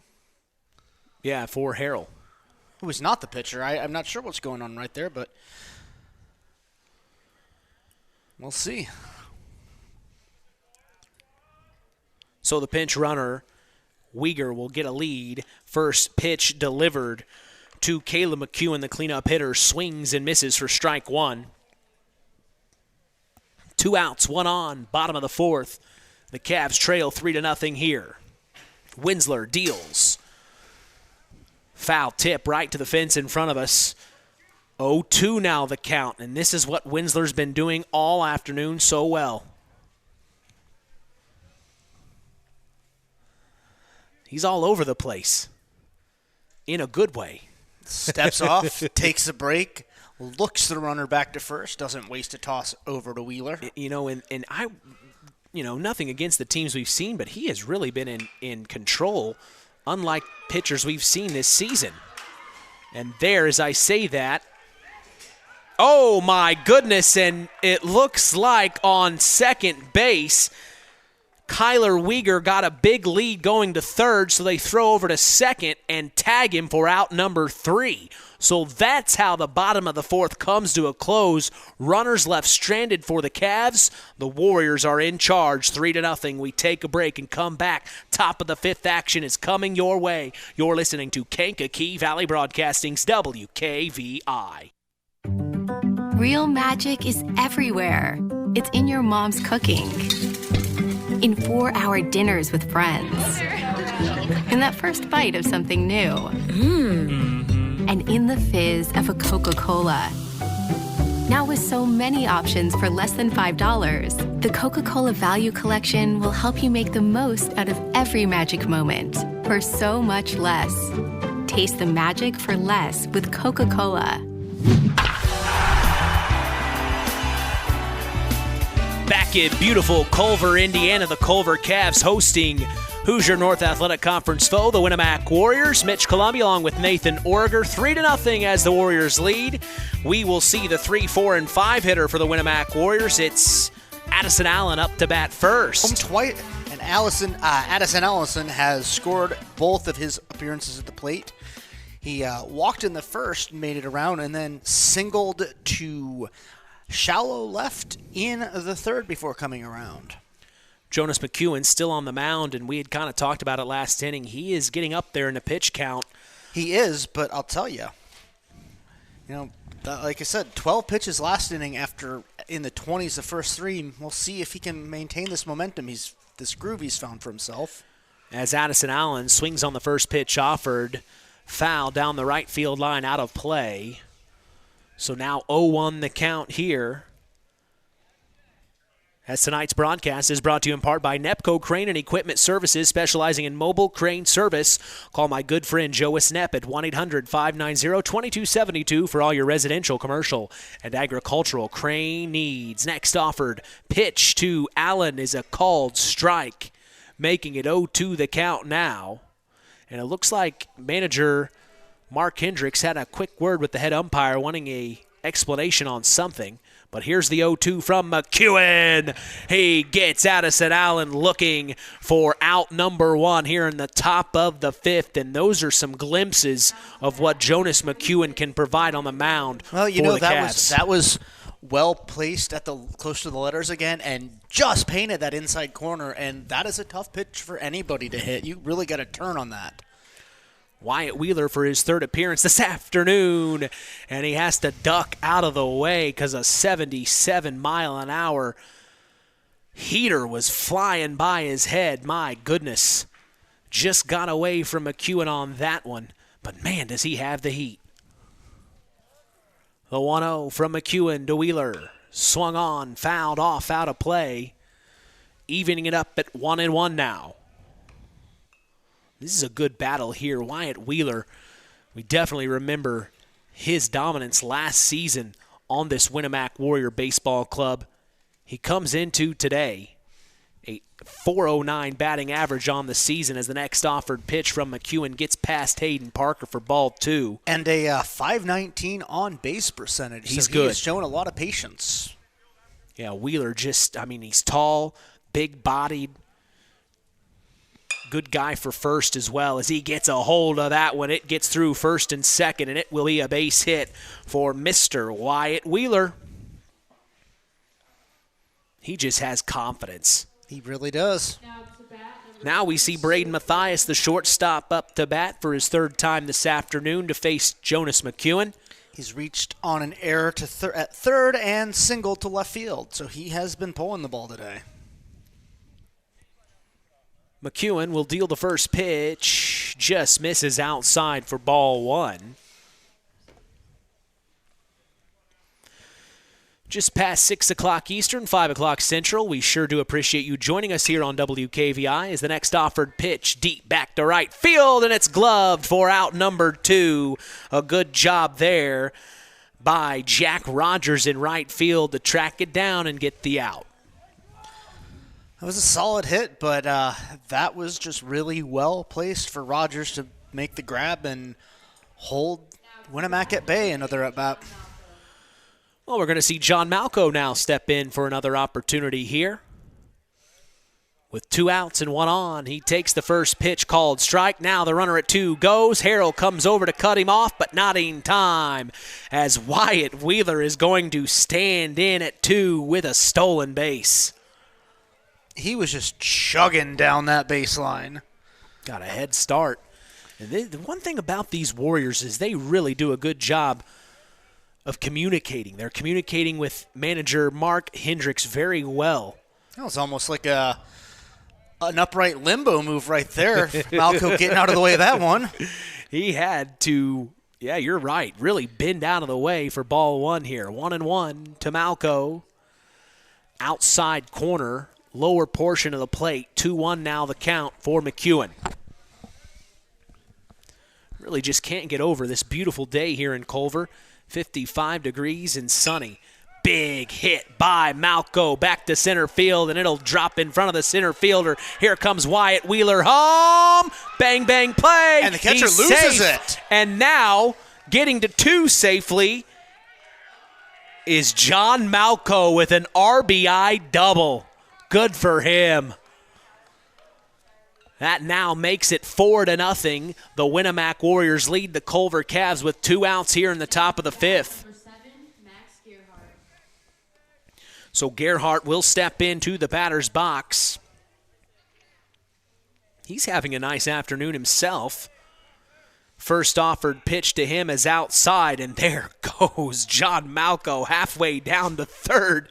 Man, really testing Hayden Parker, but Parker walks him back to second.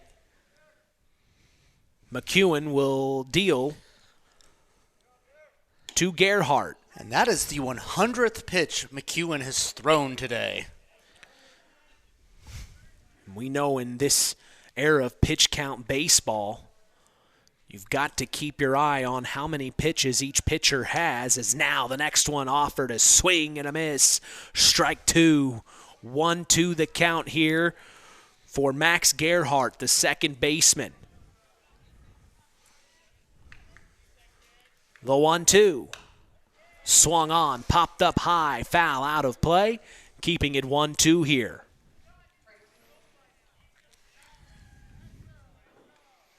We've seen Gerhardt on the mound, of course, last season. Kind of a Swiss Army knife when it comes to playing baseball. He's a 143 batting average. Did you just compare him to a Swiss Army knife? I did. Are you saying he's a good utility player? He is. You like that one? I do. I'm an Eagle Scout. I'm not lying. I believe you. I believe you. 2-2 here from McEwen. Swings and misses. It gets past Parker. Now there goes Gerhardt to take first. He gets down there, and advancing to 3 is John Malco. So now runners on the corners for the Winamac Warriors. With 2 outs, McEwen is trying to get out of this inning here. We're going to see Maddox Buzinski now step into the batter's box. Buzinski grounded to short his first time up and walked in the third. Oh, no, it's going to get past Hayden Parker, but he tracks it down as the runners hesitated. Sorry to cut you off fine. there. No, he walked, and then he had that unfortunate incident where he got a little too greedy at second base, and they picked him off in the middle of that play. 2 on, 2 out. Top of the 5th, McEwen deals. There goes Gerhardt to take 2. They're going to allow it. Now McEwen checks the runner at 3. Hunter Albert tags John Malco, but he is safe as he makes that jersey dirty. Sliding in head first. 1-1 now here to Maddox Buzinski. 2 runners in scoring position for the Warriors as McEwen deals. Swung on, popped up out of play. You know, with McEwen over 100 pitches in, he's still up there in the mid-70s. It's impressive. That is impressive. He has not slowed down. 1-2 the count now. Swung on. Chopper to Hunter Albert, over to Derek McKee, and they get the out for out number 3. Runners left stranded, but a run crosses for the Warriors as they lead 4-0 in this Hoosier North Athletic Conference battle. We take a break and come back. Bottom of the 5th is coming your way. You're listening to KVB's WKVI Sports. BP gasoline with Invigorate helps clean your engine and can give you more miles per tank. Continuous use may result in the following pleasant side effects: excessive smiling, feeling more relaxed, taking more drives just because, volunteering for carpool twice in a row, and bragging to your friends about how you use our best fuel ever. To find out if BP gasoline with Invigorate is right for you, stop by your local station to discover our best fuel ever. Versus minimum detergent gas. Average restored 3 to 5 miles per tank, based on fleet testing and based on what you drive and how you drive. High school sports brought to you by Zingo Express. Collins Insurance is part of the broadcast, taking care of all your insurance needs. Jim Collins told me to tell you, call him anytime at 574-772-6844. That's Collins Insurance, supporting local high school sports. Stop by Papa Farm Pizza after the game for fresh ingredients that separates their pizza from any others. That's Papa Farm Pizza, downtown Knox. Call 574-772-5888 to place your order now. Well, you know, I know that Mayor Eastock there in Knox is really kind of forward-thinking about revitalizing his community, but letting a farm happen in downtown Knox seems like Papa Farm little Pizza. Crazy, I mean, even for Mayor Eastock. Well, right downtown, we know, of course, Papa Farm Pizza always uses fresh ingredients from their own garden. It's very interesting if you ever have a chance to get to Papa Farm Pizza. Of course, we've talked with the McEwen family. They love Papa Farm Pizza. I was there just a couple of months ago, and here comes the McEwens with several other Culver Cavs at Papa Farm Pizza, so they know where the good pizza is, just down the road in Knox. As now we'll see. I imagine the batter, number 13, he probably doesn't go out to restaurants because he's something of a hunter. He is a Hunter Albert. Going after his own dinner. He is. And let's see if he can get something here, as Winsler has had a command on the mound over the Cavs as the first pitch offered 73 miles an hour, swung on and missed for strike one. Winsler, just something else today. Next pitch offered 61 off speed. He really slowed that one down. I mean, he is just really toying with the batters as Hunter Albert swings and misses on the next pitch. He is having a fun afternoon, I'd say. Man. Here comes the 0-2 from Winsler to Albert. Inside on the hands. Albert swings. And I'm not sure what they're calling at home here. I'm guessing that he must have made contact with that.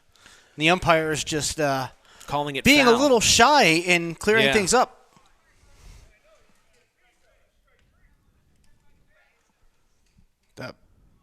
Yeah, and you hear the Warriors dugout is not happy with the man behind the plate right now. You heard manager Marge Hendricks say that's strike 3. But no, Albert will be back up into the batter's box here, and now I think both umpires are going to come together here to make sure they're making the right call. You know, it's going to get a little dicey there now because that was a drop third strike if there was no contact made, and they just stopped him from trying to take advantage of that. Yeah, it looks like Jack Peters and Philip LeMasters are coming together here, and they are calling him out. They are calling Hunter Albert out, I believe, here. But he is stepping back into the box as if he's ready to go.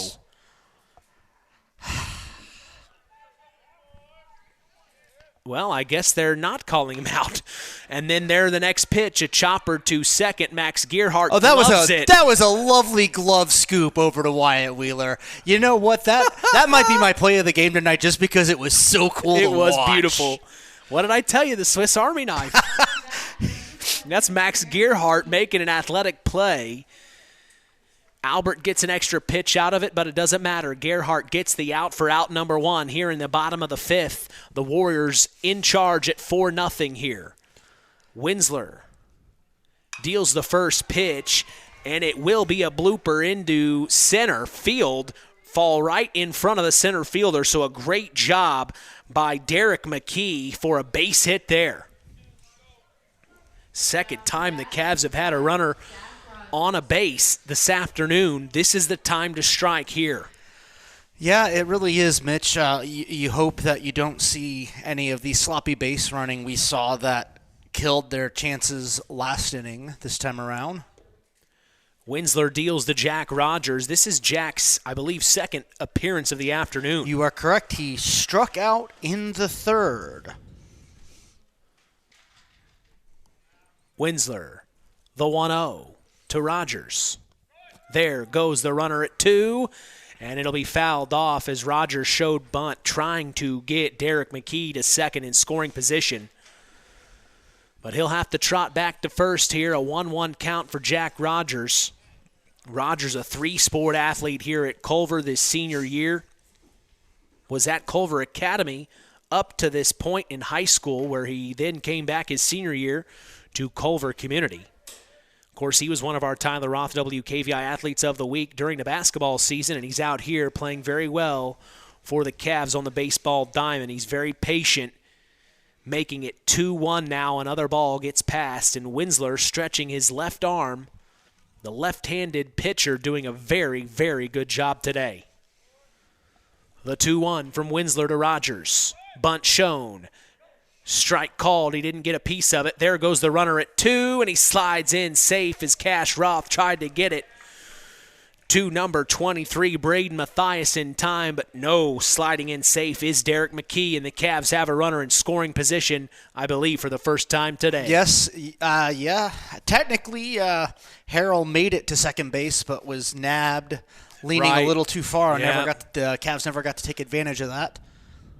2-2 from Winsler to Rogers. He deals. Swung on and missed for strike 3, and out number 2 here in the bottom of the 5th. Winsler continuing his dominance. Now to bat, number 8, Adam Peterson.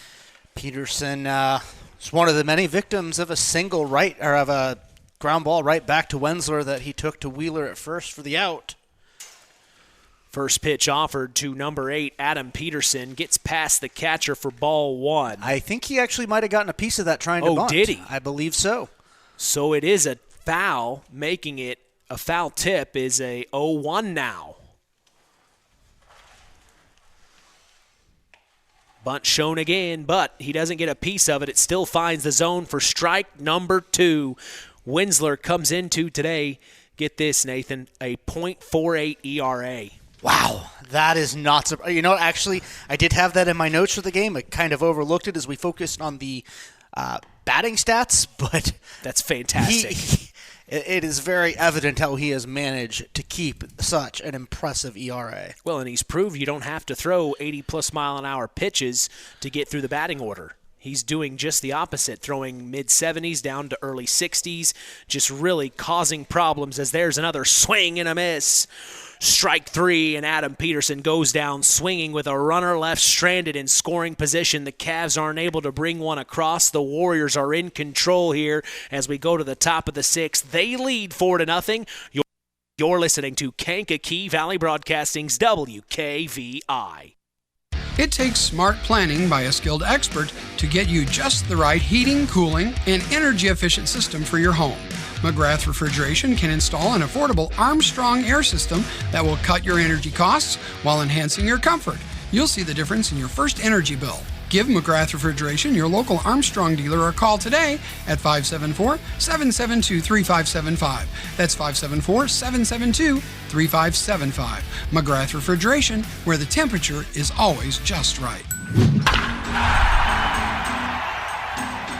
Well, we certainly thank the Stark County Co-op, your local agricultural cooperative that offers an array of service and support, including grain, agronomy, seed, fuel, and LP Petroleum. Call 574-867-2411 to contact the Stark County Co-op. Mitch Columbi, along with Nathan Orger, a beautiful day in Culver, Indiana, as the Winamac Warriors lead the Cavs 4-0. Especially a beautiful day if you are Brody Wensler, who is coming up to the plate again. That was the most pitches he has thrown in an inning there in the fifth, with a whopping 14 for a total of 64 through 5 innings. What a commanding performance. I would go as far as to say it's probably the best performance on the mound we have seen in our broadcasts this season. I have to agree entirely.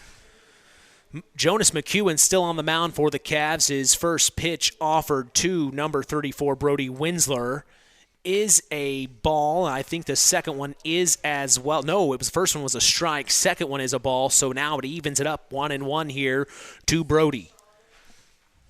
Pitcher versus pitcher here. McEwen deals, popped up high. Wensler back to center field, and the center fielder, Brady Kindernay, gets out number 1 here in the top of the 6th.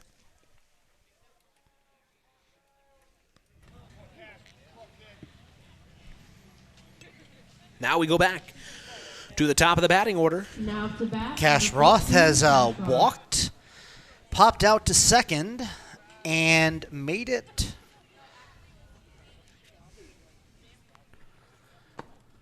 And got out on a 1-3 fielder's choice. First pitch inside the ankles, dips out of the way, ball 1. McEwen still fighting here in the 6th, has pitched this entire afternoon. And as Nathan mentioned a little bit ago, he's over 100 pitches today, as there's a chopper to 112 Reese right Harrell. there, I believe. 112. And they get the out over to Derek McKee for out number 2. Beautiful defensive play by Reese Harrell at short.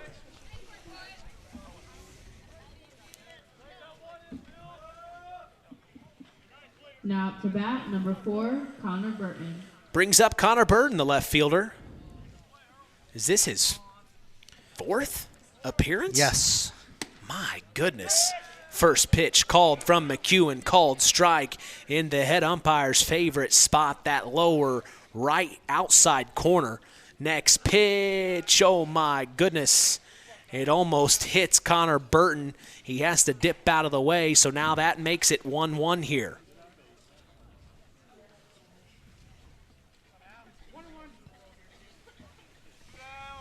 McEwen, the 1-1. Foul ball. Making it 1-2 now. Burton has had a nice game himself. Yeah, he scored in the first run of the game for the Warriors. Swung on, gets past Jonas McEwen right to Reese Harrell at short. Slings it over to Derek McKee at first. It gets past him. Connor Burton's going to advance to 2. Now McKee tries to get it to Caleb McEwen at second, but not in time. And sliding in headfirst safe is Connor Burton with a double on error potentially. Oh, that was, there is no way he should be anywhere but in the dugout right now. And now here comes skipper Shane Lowry to have a chat with Jonas McEwen, and I think that will be the day for Jonas. After 116 pitches, it really should be. Yeah. Well, we'll see who they'll bring in to relieve Jonas. He pitched all the way to the 6th inning. Fought valiantly here this afternoon. We saw him for a short while this past Saturday, but today was mainly the Jonas McEwen show on the mound for the Cavs. It looks like coming in to relieve, I believe, is Reese Harrell. Yes, Reese Harrell will now move from short to the mound. He is getting his warm-up pitches in with Hayden Parker, the catcher, and I believe Jonas McEwen will then be moved to the shortstop position. So in the infield at first, Derek McKee, Caleb McEwen at 2, Jonas McEwen, the shortstop, and Hunter Albert at 3rd. In left field is Adam Peterson. Center field is Brady Kindernay, and in right field for the Cavs is Jack Rogers. Going through the warm-up pitches, we'll see Reese Harrell for the first time this season. Of course, he wasn't here this past Saturday, the senior trip in Florida. First time we'll have an opportunity to see him this season. He will be the right-handed pitcher going up against number 15, Addison Allen, the right-handed hitter. And Allen, like we talked about a moment ago, we are already going through the 4th appearance for these Warriors in the batting lineup. And on the day, that is 116 pitches across 5 2/3 innings for Jonas McEwen. He gave up 4 runs. And, to Culver's credit, they have held Winamac to only 4. Yeah. And they just have not had the bats going enough through a lot of pitches, but the couple of times he did find his rhythm and just didn't have anything to back him up. So Harrell is set to go now. In relief for McEwen. Bunt shown from Allen. There goes Burton to 3 right away. And the Warriors have another run 90 feet away from crossing. Home plate. They lead 4-0 here in the top of the 6th. And Reese Harrell is ready to throw his next pitch to Addison Allen, the 1-0. Inside. Ball 2 now.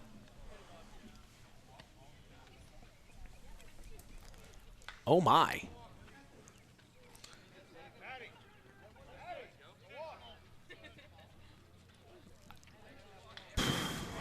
Must have nicked him.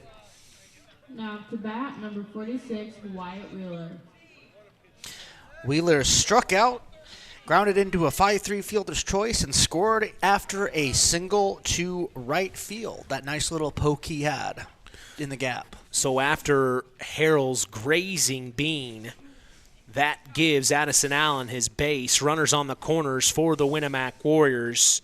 And now here he is, Wyatt Wheeler, the big boy, steps in, takes the first pitch for a ball. That gets past Hayden Parker, and it allows Addison Allen to advance to 2. So now 2 runners in scoring position with 2 outs. Top of the 6th. Kind of one where you think Wyatt really wants to put the bat right on the meat of the ball. Ooh.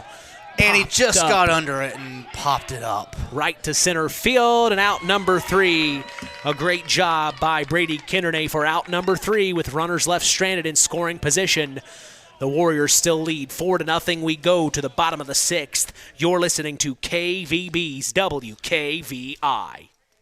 Have you ever wondered how much I could sell my vehicle for? Well, Auto Park Chevrolet GMC can help with that. We're looking to buy your vehicle. It is a quick, simple process that puts money in your pocket. Stop by the Auto Park on Oak Road for one of our sales professionals to assess your vehicle and have a cash price for you in moments. If you're looking to trade, we have stacks of inventory for you to choose from, or you can walk away with a check in hand. Don't hassle with listing on Marketplace or waiting forever to sell it privately. Let us make you an offer today. Auto Park Chevrolet GMC. Check us out at www.autoparkchevroletbuickgmc.com or call 574-936-5590 or come to see us next to Walmart in Plymouth. Back in Culver, Indiana, the Winamac Warriors lead the Culver Cavs Baseball Club 4-0 as we go to the bottom of the 6th. Today's broadcast is brought to you in part by 5 Star. We thank them for supporting local high school sports and remind you to shop local. That's 5 Star. Where's it at, Nathan? In the Knox Mall. Yes, sir. It is a beautiful day here in Culver, Indiana. We're so glad to be here. First game we've had all week. Of course, we were scheduled to do the Knox Lady Redskins softball match against their historic county rival, the North Judson Sampier Lady Blue Jays. That game was postponed due to the weather. I have great news. It has been rescheduled for May 8th. So that's where we will be.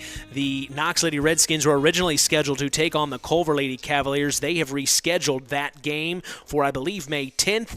And now the historic cross-county battle between the Knox Lady Redskins and the North Judson Sampier Lady Blue Jays softball clubs will be on May 8th. That's where we will be. So while the schedule says Culver Knox, it's the historic county rival between North Judson, Sampier, and Knox. We're so glad to be there on May 8th. And it looks like we've got a substitution here. Drake Zorich, number 35, coming in to hit for Kindernay.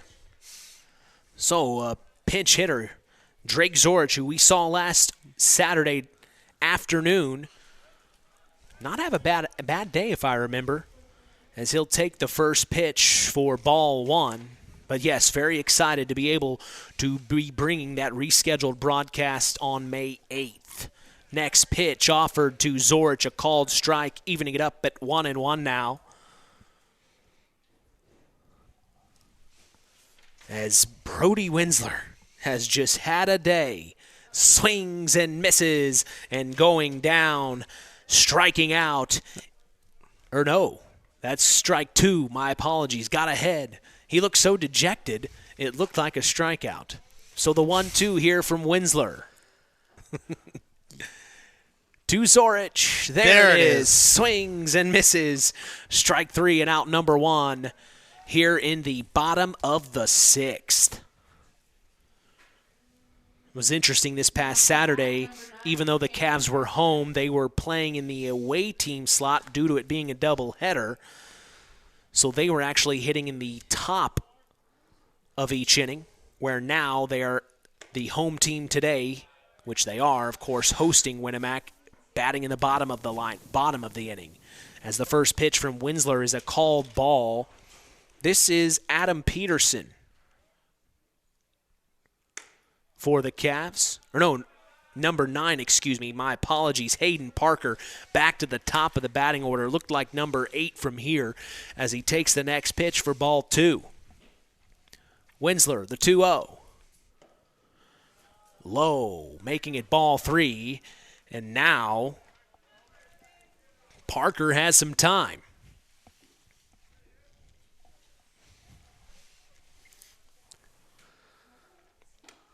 Misses up top, and he will walk. That, I believe, is the first walk that Winsler has given up.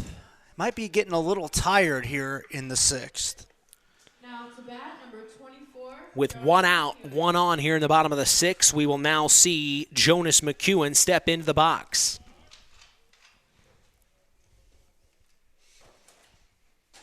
Winsler checks the runner at first, not in time, as Parker slides in safe. Very quiet, very calm right now here on the diamond. Next pitch, misses, just misses outside. We have several fans from Warrior Nation here, as well as Culver Cavalier Nation in support of their teams. Next pitch, outside for Winsler, and you might be right. He's having trouble finding the zone here. Quite frankly, Mitch, I'm a little disappointed there aren't more people out. This is just perfect weather to be watching baseball instead of doing anything important in life, like cooking dinner when you got hot dogs below us. I don't understand why half the town isn't here, to be honest. You're exactly right, Nathan. It was a very good showing this past Saturday by the Redskins and the Cavs, of course. And McEwen just watched the strike go by for strike one, and now it's up to 3-1. Now he takes the next one for ball 3. But yes, weeknights can be tough to make games, but those that are here in Isn't support, it Thursday? It's basically the weekend. It is basically the weekend. I'm trying to be nice, Nathan. Jeez. That's 2 walks in a row, I think. And just as I was going to say, I think Hendricks needs to come out to the mound. Here he is. Here he is. He calls time. And you see Winsler take the glove off, getting ready to chat with Hendricks here. We'll see if he sticks with Winsler. I mean, really, Winsler has just had such a phenomenal afternoon. He has. You almost want him to kind of finish it in hopes that he can. I think this is just kind of a pep talk right now. Whereas we've talked last year to Mark Hendricks, he said he likes to keep pitchers on no more than 3 innings. Well, we've passed that. Well, you know, when you've been in this much control you for just this let long, it ride. Absolutely. Let it ride. So Winsler gets the pep talk. We'll see Reese Harrell, the shortstop, step in with a runner in scoring position. 2 on, 1 out for the Cavs. They need something here. Winsler delivers. Strike. Oh, and it looks like whatever Mark Hendricks said to Winsler did the trick, because that was beautiful. 0-1 the count. Winsler. Foul tip. So now 0-2, and Winsler ahead in the count to Reese Harrell.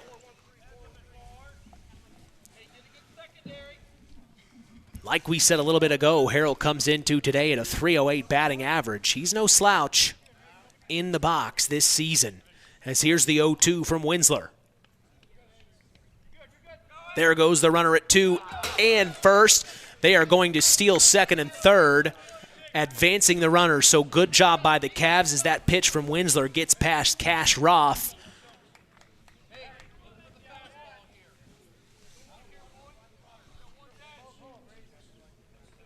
So now 2 runners in scoring position for the Cavs. This is the best opportunity they've had all afternoon.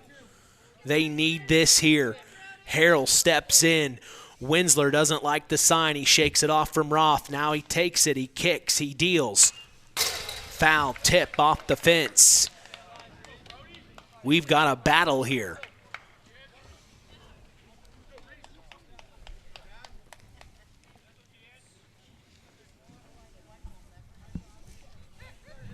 Takes the sign. He deals. Fouled off out of play again.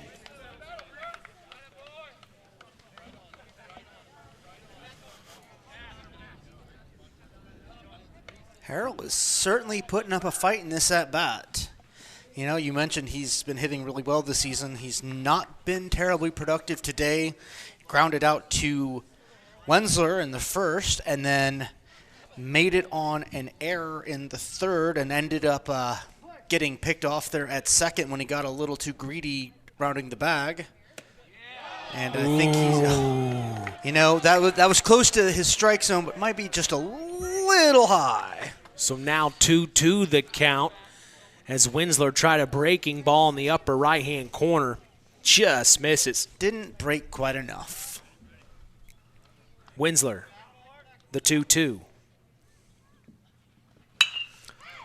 Popped up high. It'll be fielded back to center, and it is gloved for out number 2. That was a heck of a throw. My Parker goodness. didn't even really think about heading home, and I think that was the smart call. That was a fine throw home by the center fielder, Addison Allen. Now to bat, number 25, Caleb McEwen. So now Caleb McEwen steps in for the Cavs with 2 in scoring position and 2 outs. He swings and misses for strike 1. McEwen, a 111 batting average coming into today. He has 1 RBI on the season and an opportunity to make that even more here. The next pitch offered, foul tip, and now he's behind 0-2.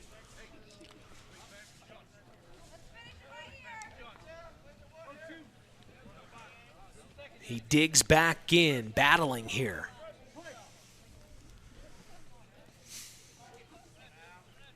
The 0-2 gets a piece of it.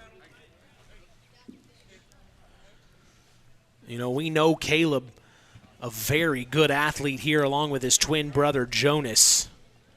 May not be getting off to the start he had hoped to this season. Of course, we remember last year how good he was. Trying to find something here as he swings and fouls this one off down the left field line. You know, he's putting up a fight too.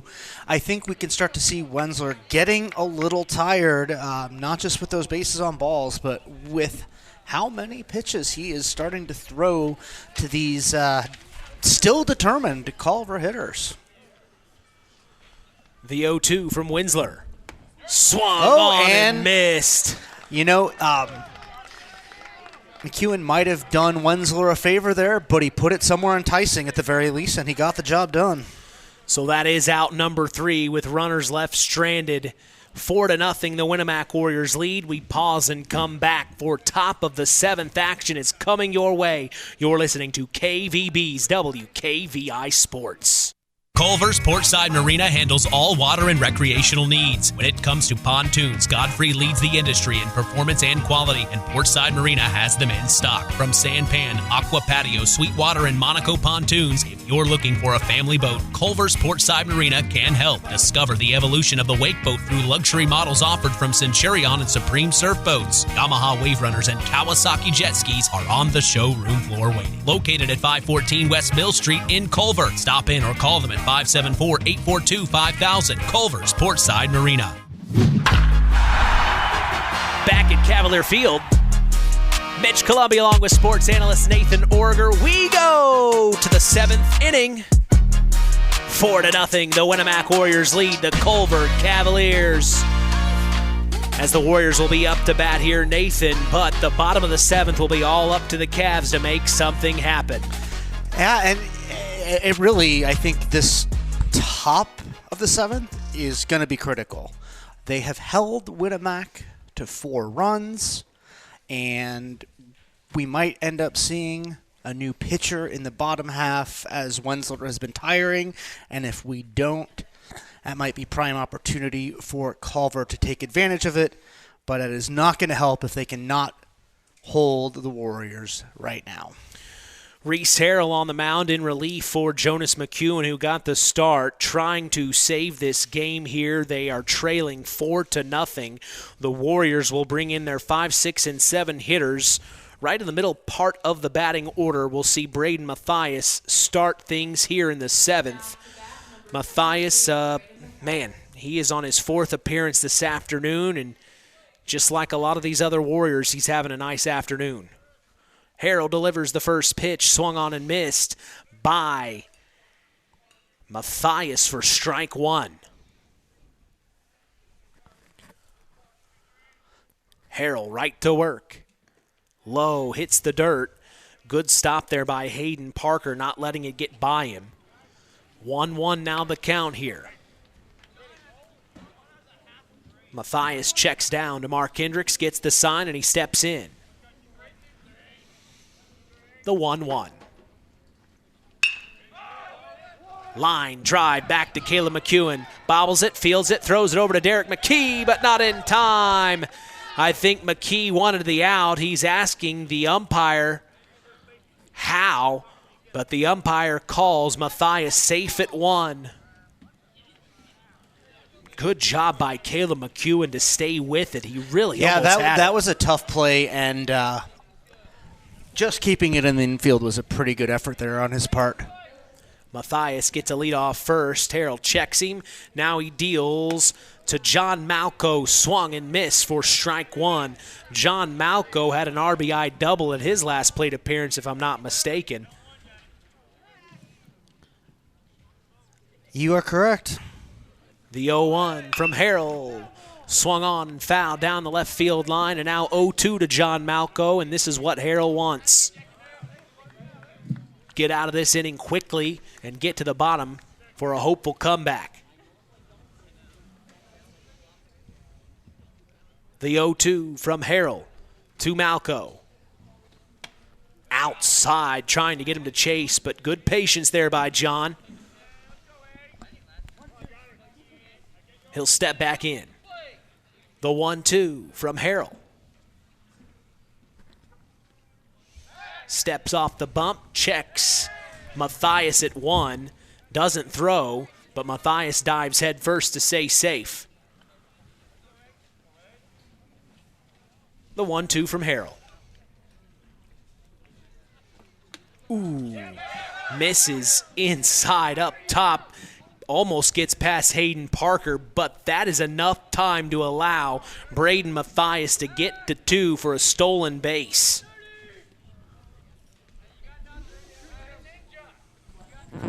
So now a runner in scoring position for the Warriors yet again this afternoon here in Culver. The 1-2. Swung on by John Malco, popped up foul over our heads, evening it up at 2-2 now. I forgot my water today, Nathan. I'm dying of thirst. I forgot my water jug.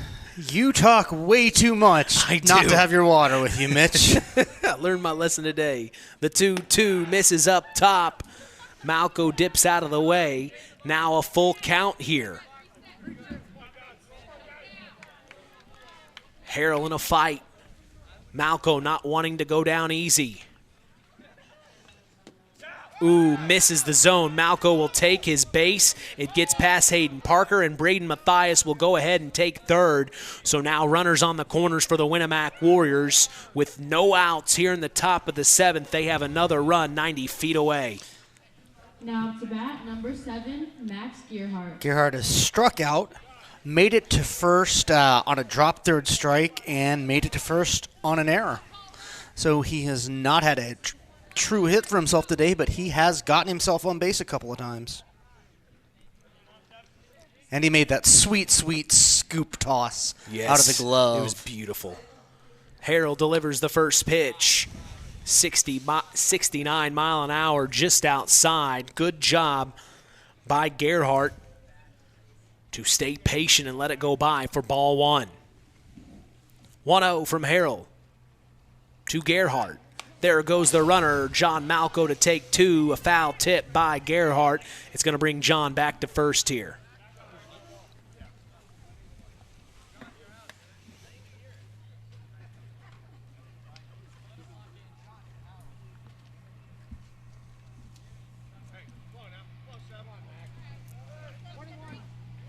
You hear Mark Hendricks say, "Come on, 7." As Gerhardt steps back in. The 1-1 from Harrell.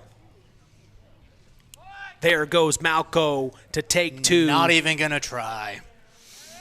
As it got in on the hands, Gerhardt had to dip out of the way. 2-1 now the count.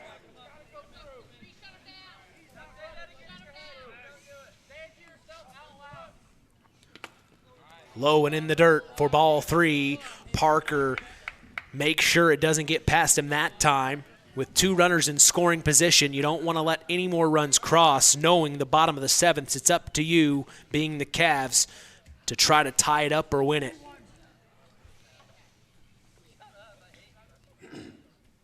The 2-1 from Harrell.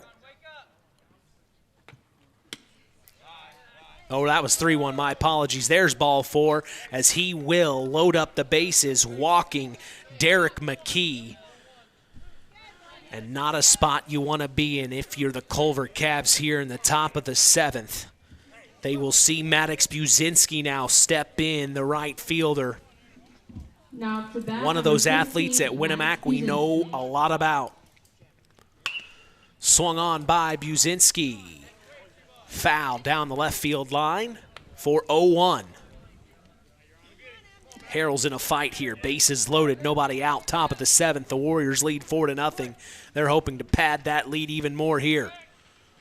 The 0-1. Up top, ball called. 1-1 now. And if you're Harrell, you almost don't want to play around too long here. No. There's one. There's that outside corner the umpire loves so much. Got in the zone at 71 mile an hour, the clock shows. So 1-2 the count here. Harrell to deliver. Swung on right to Jonas McEwen at short. Throws home to Hayden Parker, and they get the out. They get the force out for out number 1. Another run would have crossed. A smart play by the shortstop, Jonas McEwen, to get it home to Hayden Parker as they don't allow any runs to cross. But that means the bases are still loaded for the Warriors. As Buzinski gets on first, we'll now see Brody Winsler.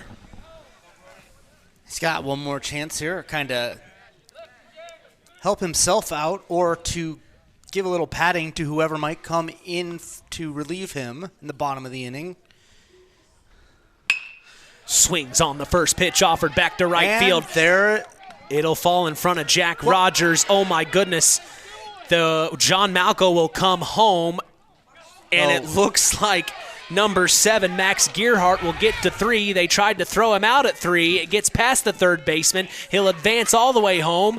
Then getting to third is number 16, Maddox Buzinski. And I think they're going to call him out on the tag. So they do get him out at third. But 2 runs cross right there for the Winamac Warriors. They now lead 6-0 with only 1 runner on at first. It'll be a pinch runner, and that is Will Malco, or number 2, Will Malco will pinch run at first. So 2 runs cross, 1 gets tagged at third. 2 outs here in the top of the 7th. The Warriors lead 6-0, and we go back to the top of the batting order for number 5. 5th plate appearance of the day. It's Cash Roth. My goodness. You know, that last play is exactly what I was afraid was going to happen with Culver. You're getting tired, and 6-3 McEwen to McKee to end that inning, but that was just, honestly, it was a little sloppy on both sides. Runners for Winamac, not sure if it had dropped in front of him or not. Throws everywhere. It was. They put some more runs on the board, but both teams looked like they were getting a little bit tired and playing like 10U baseball on that play. Well, it's all now up to the bottom of the 7th. The Cavs will have to get 6 runs to tie or 7 to win. We're going to take a break and come back. Bottom of the 7th action is coming your way. You're listening to WKVI. Pulaski Memorial Hospital. Quality care closer to home. Pulaski Memorial Hospital is all about community and keeping our community spotlight shining on the accomplishments of our youth. That's why PMH is proud to be a sponsor of our local high school sports action on WKVI, our community radio station. Pulaski Memorial Hospital. Quality care closer to home.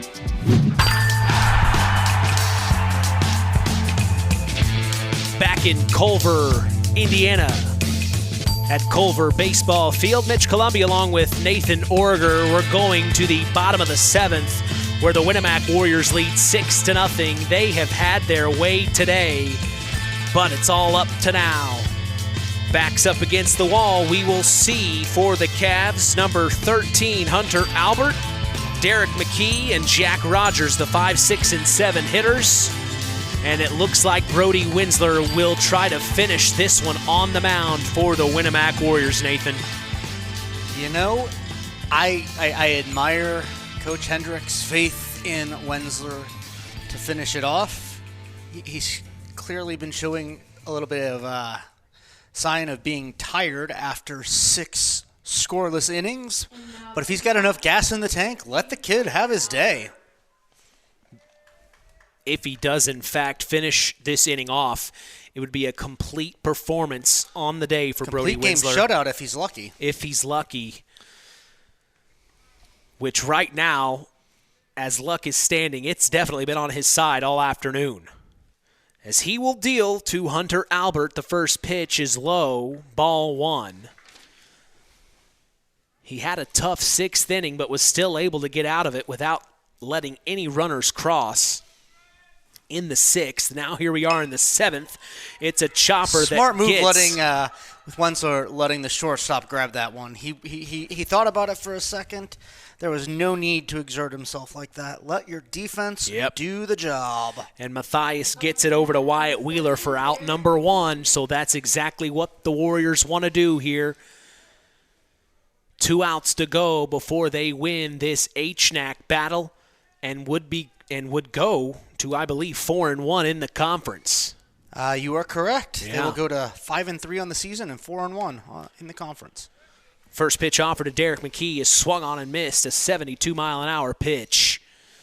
Winsler hasn't dropped off too much. He's really thrown a plethora of pitches this afternoon. A plethora, you say? Yes, a plethora. It means a lot. I assume they know that. I was making a joke reference there, but just making sure we're on the same page. The 0-2 from Winsler. Finds the zone for strike 3. I don't think he thought it was going to be in the zone, and Derek McKee goes down looking for out number 2, 62 mile an hour, where the pitch right before that was 71. He is mixing speeds really, really well.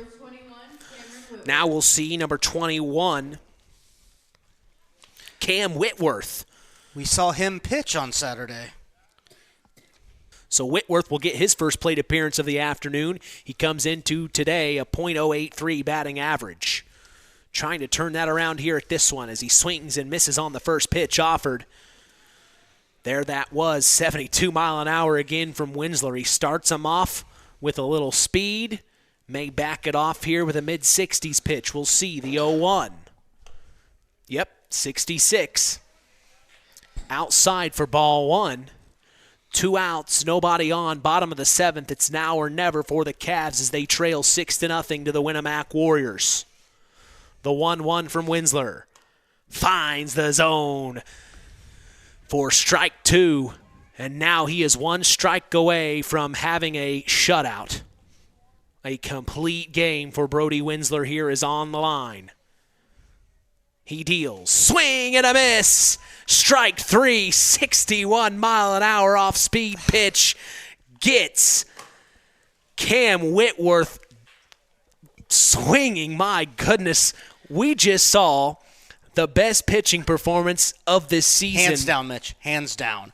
He clocked in, if my numbers are right, under 100 pitches in 7 innings. Looks like he clocked in at 98 for the day. Well, he will get the win on the day, and McEwen will unfortunately take the loss.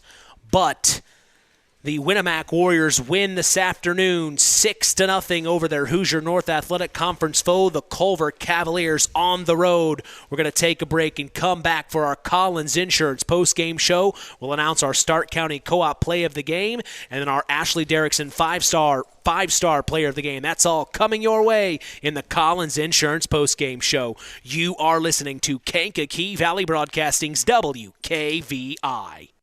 It's hard to believe, but time sure does fly by. Collins Insurance Agency in downtown Knox are celebrating over 30 years of taking care of all of your insurance needs in our communities. If I could turn back time. And we're not going anywhere. Stop in and see Jim and the crew at Collins Insurance Agency in downtown Knox. Insurance you can count on from a business you've trusted since 1989. Proud presidential partners of Western Reserve. Welcome to the Collins Insurance Agency's post-game show. 6-0 as the Winamac Warriors beat a conference foe in the Culver Cavaliers here in Culver, Indiana. Mitch Columbi along with Nathan Orger. We saw a complete game and a shutout by Brody Winsler, but there were a lot of good things that happened for the Winamac Warriors, not just on the mound, Nathan. There were a lot of things you could really say the Warriors did good at today. Yeah, they, like I said, they needed to do, Mitch. They just played baseball. Sandlot baseball, like you said. And, I mean, Winsler he made it so easy for the rest of the team. He just had such impressive control on the mound. As you said a moment ago, the best pitched game we've seen in this short season so far. He just found a groove and, never really lost it. He had 1 inning where he pitched through more than 15 pitches. Yeah. I mean, it's really quite impressive, and that's exactly what coaches are saying is just throw it into the zone. If they get it into play, let the defense do the work. And Wheeler had a little bit of a tough time on a couple of plays at first base, but otherwise his defense did its job, and the bats, they were not crushing the ball, but they were patient. They were taking walks, taking hit by pitches, taking advantage of errors. They just played a lot of small ball, and they were having fun out there. These kids are going to have a great bus trip back to Winamac tonight. Well, and that's what head coach Mark Hendricks has talked about on the Saturday Sports Line and in the KVB Coaches Corner today. He wants his guys to have fun. He wants them to be energetic and enjoy playing the game of baseball. I think he said last Saturday, if we're not having fun, then why are we even here? Absolutely right. I mean, you always want to win, but if you're not having fun playing baseball, Go read a dictionary. Yeah. Why are we here? I shouldn't say that. As a kid, my childhood alternated mostly between playing baseball and reading the encyclopedia. But if you're not having fun playing baseball, yeah, you might not be American. Well, probably shouldn't say that, but it's America's pastime. Check your pulse. To me, it is still America's pastime. Yes, it is. Maybe those games we saw Culver in Saturday, you start not having fun. But today, up until the last inning, those last 2 runs, they were keeping in that game. It was 2 innings, 2 runs here, no runs there, 1 run there, no run there. They just never got the bats flying. But they certainly looked like a better team than we saw without their seniors on Saturday morning. Well, I think it's safe to say the Winamac Warriors are making a very good case at being one of the main teams in the Hoosier North Athletic Conference right now at 4-1 with this win today. They're making a case for themselves. They are, and if I am not mistaken, Culver heads over to Winamac to take them again tomorrow, don't they? Yes, they do, where we will actually be elsewhere. We'll talk about that here in a little bit. But my goodness, what a win today it was for the Winamac Warriors. They will see, like Nathan said, the Cavs tomorrow on their home field. So we'll keep our ear out for score updates. I saw Al Breifogel was here. Always great to see Al. He always does a good job giving us score updates. I'm sure he will do the same tomorrow. Poor guy, this is the second time he's seen me this week. He's seeing a lot of us.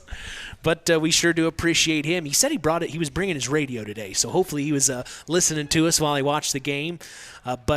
Yes, 6-0, the Winamac Warriors beat the Culver Cavs. We're going to take a break and come back for our Stark County Co-op play of the game. This is the Collins Insurance post-game show, and you are listening to Kankakee Valley Broadcasting's WKVI. The Stark County Co-op has been a member-owned farm services co-op in Stark County since 1928. That's over 90 years, and they're still providing the same quality agronomy services to the farming community of Stark and surrounding counties. The Stark County Co-op is an LP and fuel provider. The Stark County Co-op purchases grain at both locations, Hamlet and Browns. You can reach them by phone at 1-800-782-3392, the Stark County Co-op.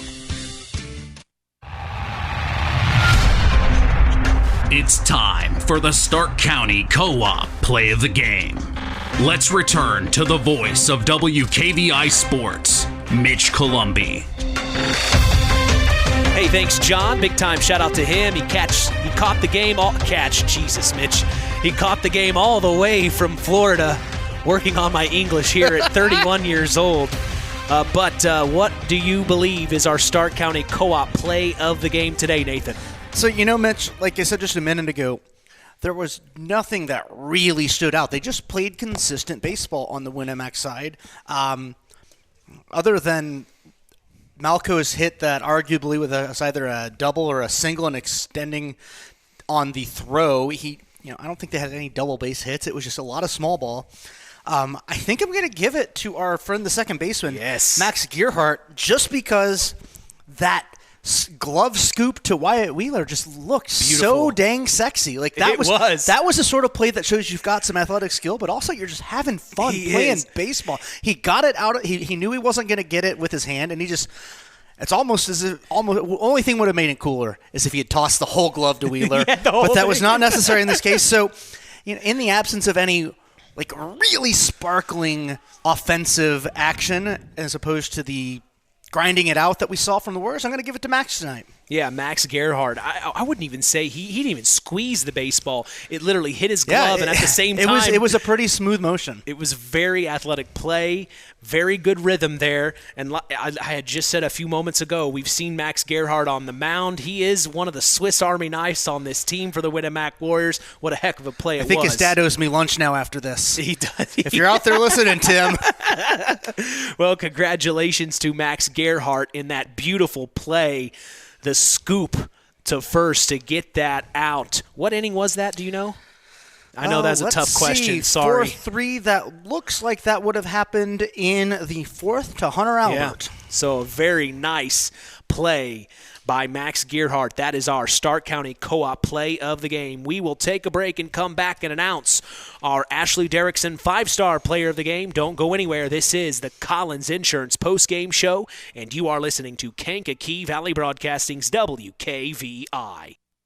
Since 1936, Standard Plumbing, Heating, and Air Conditioning have always taken pride in doing the job right. Third-generation owner Brian Hammond and his family have always set the standard when it comes to taking care of all your heating and cooling needs. Making your home a comfortable home is the absolute top priority. If you are uncomfortable in your home, give them a call at 574-936-4660. Follow them on Facebook. Let Standard Plumbing, Heating, and Air Conditioning help you take control of your comfort. Time to announce the Ashley Derrickson 5-Star Player of the Game. Mitch? Hey, appreciate you, John. It's time now for our Ashley Derrickson 5-Star Player of the Game, given in memory of Ashley Derrickson, a 2008 graduate of North Judson St. Pierre High School who battled cancer throughout her high school career before losing that battle on December 12th of 2008. We'll tell you who's earned that honor after this word from 5-Star. 5-Star, the largest meat and grocery store in the area, focused on quality, value, and customer service. The 5 stars in the name of the store come from 5 family members of the original owners serving in World War II, each one represented by a blue star on a flag hanging in the front window of the family home. That's why even decades later, 5-Star is known for its dedication to service. Now, that dedication means savings for you. 5-Star, one of the We Care stores, the area's largest meat and grocery store, focused on quality, value, and customer service. Located, you know where, in the Knox Mall. Well, who you thinking, Nathan? If I said anybody other than Brody Wensler after that pitching performance, I wouldn't deserve to call another game the rest of my life, Mitch.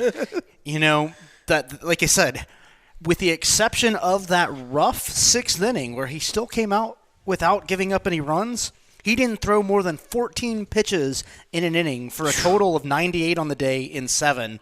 And that, you know, the fewest pitches he threw were in the last inning, so he found a little bit of gas left at the bottom of the tank to finish it off strong with a 1-2-3 with 2 strikeouts. I mean, the kid had 11 strikeouts on the day. I mean, that's more than half of the outs in the game. I know. Strikeouts. He really, really just dominated. As you mentioned throughout the game, he did so mixing up his velocity and just messing with their heads. And it really was. He looked like a young master out there. So it has got to be the Winamac Warriors pitcher, Brody Wensler, taking home the Ashley Derrickson Player of the Game today. I mean, a complete shutout. Yeah, it's beautiful. Just really a perfect game for him. And kudos to Mark Hendricks for trusting him to finish it off. Staying with him. You know, I definitely have to believe that head coach Mark Hendricks is very happy with his Warriors. He came into today happy and confident with his Warriors. After that performance, going 4-1 in the conference, I mean, the confidence is at all-time high. Absolutely, and you had mentioned earlier how Mark usually doesn't like to let his pitchers go Well, that's than what he 3 said innings. last season. Okay. I don't know if that's still the case. It does look like he has mixed up his pitching a lot this season so far. But even if it means that tomorrow we're probably not going to see Wensler on the mound, it means that everybody else who might be stepping up to the rubber didn't have to exert himself tonight, and that is a great thing to be able to do when you're playing back-to-back, same team, but back-to-back conference games. Well, I'm sure we'll hear from Al Breifogel tomorrow, giving us live reports in the moment from this second game between these two teams, the Winamac Warriors and the Culver Cavs. He hasn't missed a game this season, he has not missed a game, so he will be there, I'm sure, in Winamac to let us know how the Warriors and the Cavs game shakes out tomorrow, but the Warriors got the better of them today. They certainly did. Well, KVB Sports is back in action tomorrow night to see the North Judson St. Pierre Lady Blue Jays take on their cross-county rival, the Oregon Davis Lady Cats, for some softball action. That's a cross-county rival. I love those two teams, whenever those two teams meet, or Knox, North Judson, Knox, Oregon Davis. It's a lot of fun. Absolutely, and listeners are going to be in for a spectacular treat tomorrow where I am going to try to do double duty, joining you on the radio while also doing my normal PA duties for the Lady Jays, and I am either going to wow everybody or going to have to hide in shame for a few days. But we're going to hope for the best. You will enjoy the company of my two high school friends running the music and the scoreboard tomorrow. Shout out to Carolina and Taylor. I doubt they're listening if I'm on the air, but just in case. Well, it'll be a lot of fun. We hope we can make that happen. I won't be too hard on you tomorrow. I know you got duties to do. No. If I'm crazy enough to try it, I need to do it right. Well, we will be going live at 5 p.m. Eastern, 4 p.m. Central tomorrow night right here on 99.3 FM and streaming throughout the world on WKVI.com. We also remind you to join us each weekend throughout the school year for the Saturday Sports Line. That's the longest-running high school sports show in Indiana, thanks to our very own Harold Welter. We always have several of our area head coaches on hand as we go live at 9 a.m. Eastern, 8 a.m. Central on 99.3 FM and online at WKVI.com. If you ever miss the Saturday Sports Line, don't worry. We remind you of the Saturday Sports Line replay every Sunday at 7 p.m. Eastern and 6 p.m. Central. We also invite you to follow us on social media. We are on Instagram at WKVI Sports, on X, formerly Twitter, at KVB Sports, and on Facebook at Sports to the Max for all Kankakee Valley Broadcasting sports content. Final word from you this afternoon, Nathan. Well, it would have been nice if the game had been a little more competitive, but that 6-0 score, that is a huge step up for Culver compared to where we have seen them this season so far. And working in and for Pulaski County, I'm a little bit biased towards the Warriors, but I really hoped to see them roll into Winamac tomorrow and show them that they have got something to prove. Well, our final in this one, 6-0. The Winamac Warriors beat conference foe, the Culver Cavaliers, here in Culver. From all of us here at KVB, we thank you for listening to Indiana High School Sports. For our sports analyst, Nathan Orger, our in-game announcer, John Thompson, I am Mitch Columbi. The tradition continues. We are Kankakee Valley Broadcasting's WKVI. Thank you for listening to Indiana High School Baseball on Kankakee Valley Broadcasting's WKVI.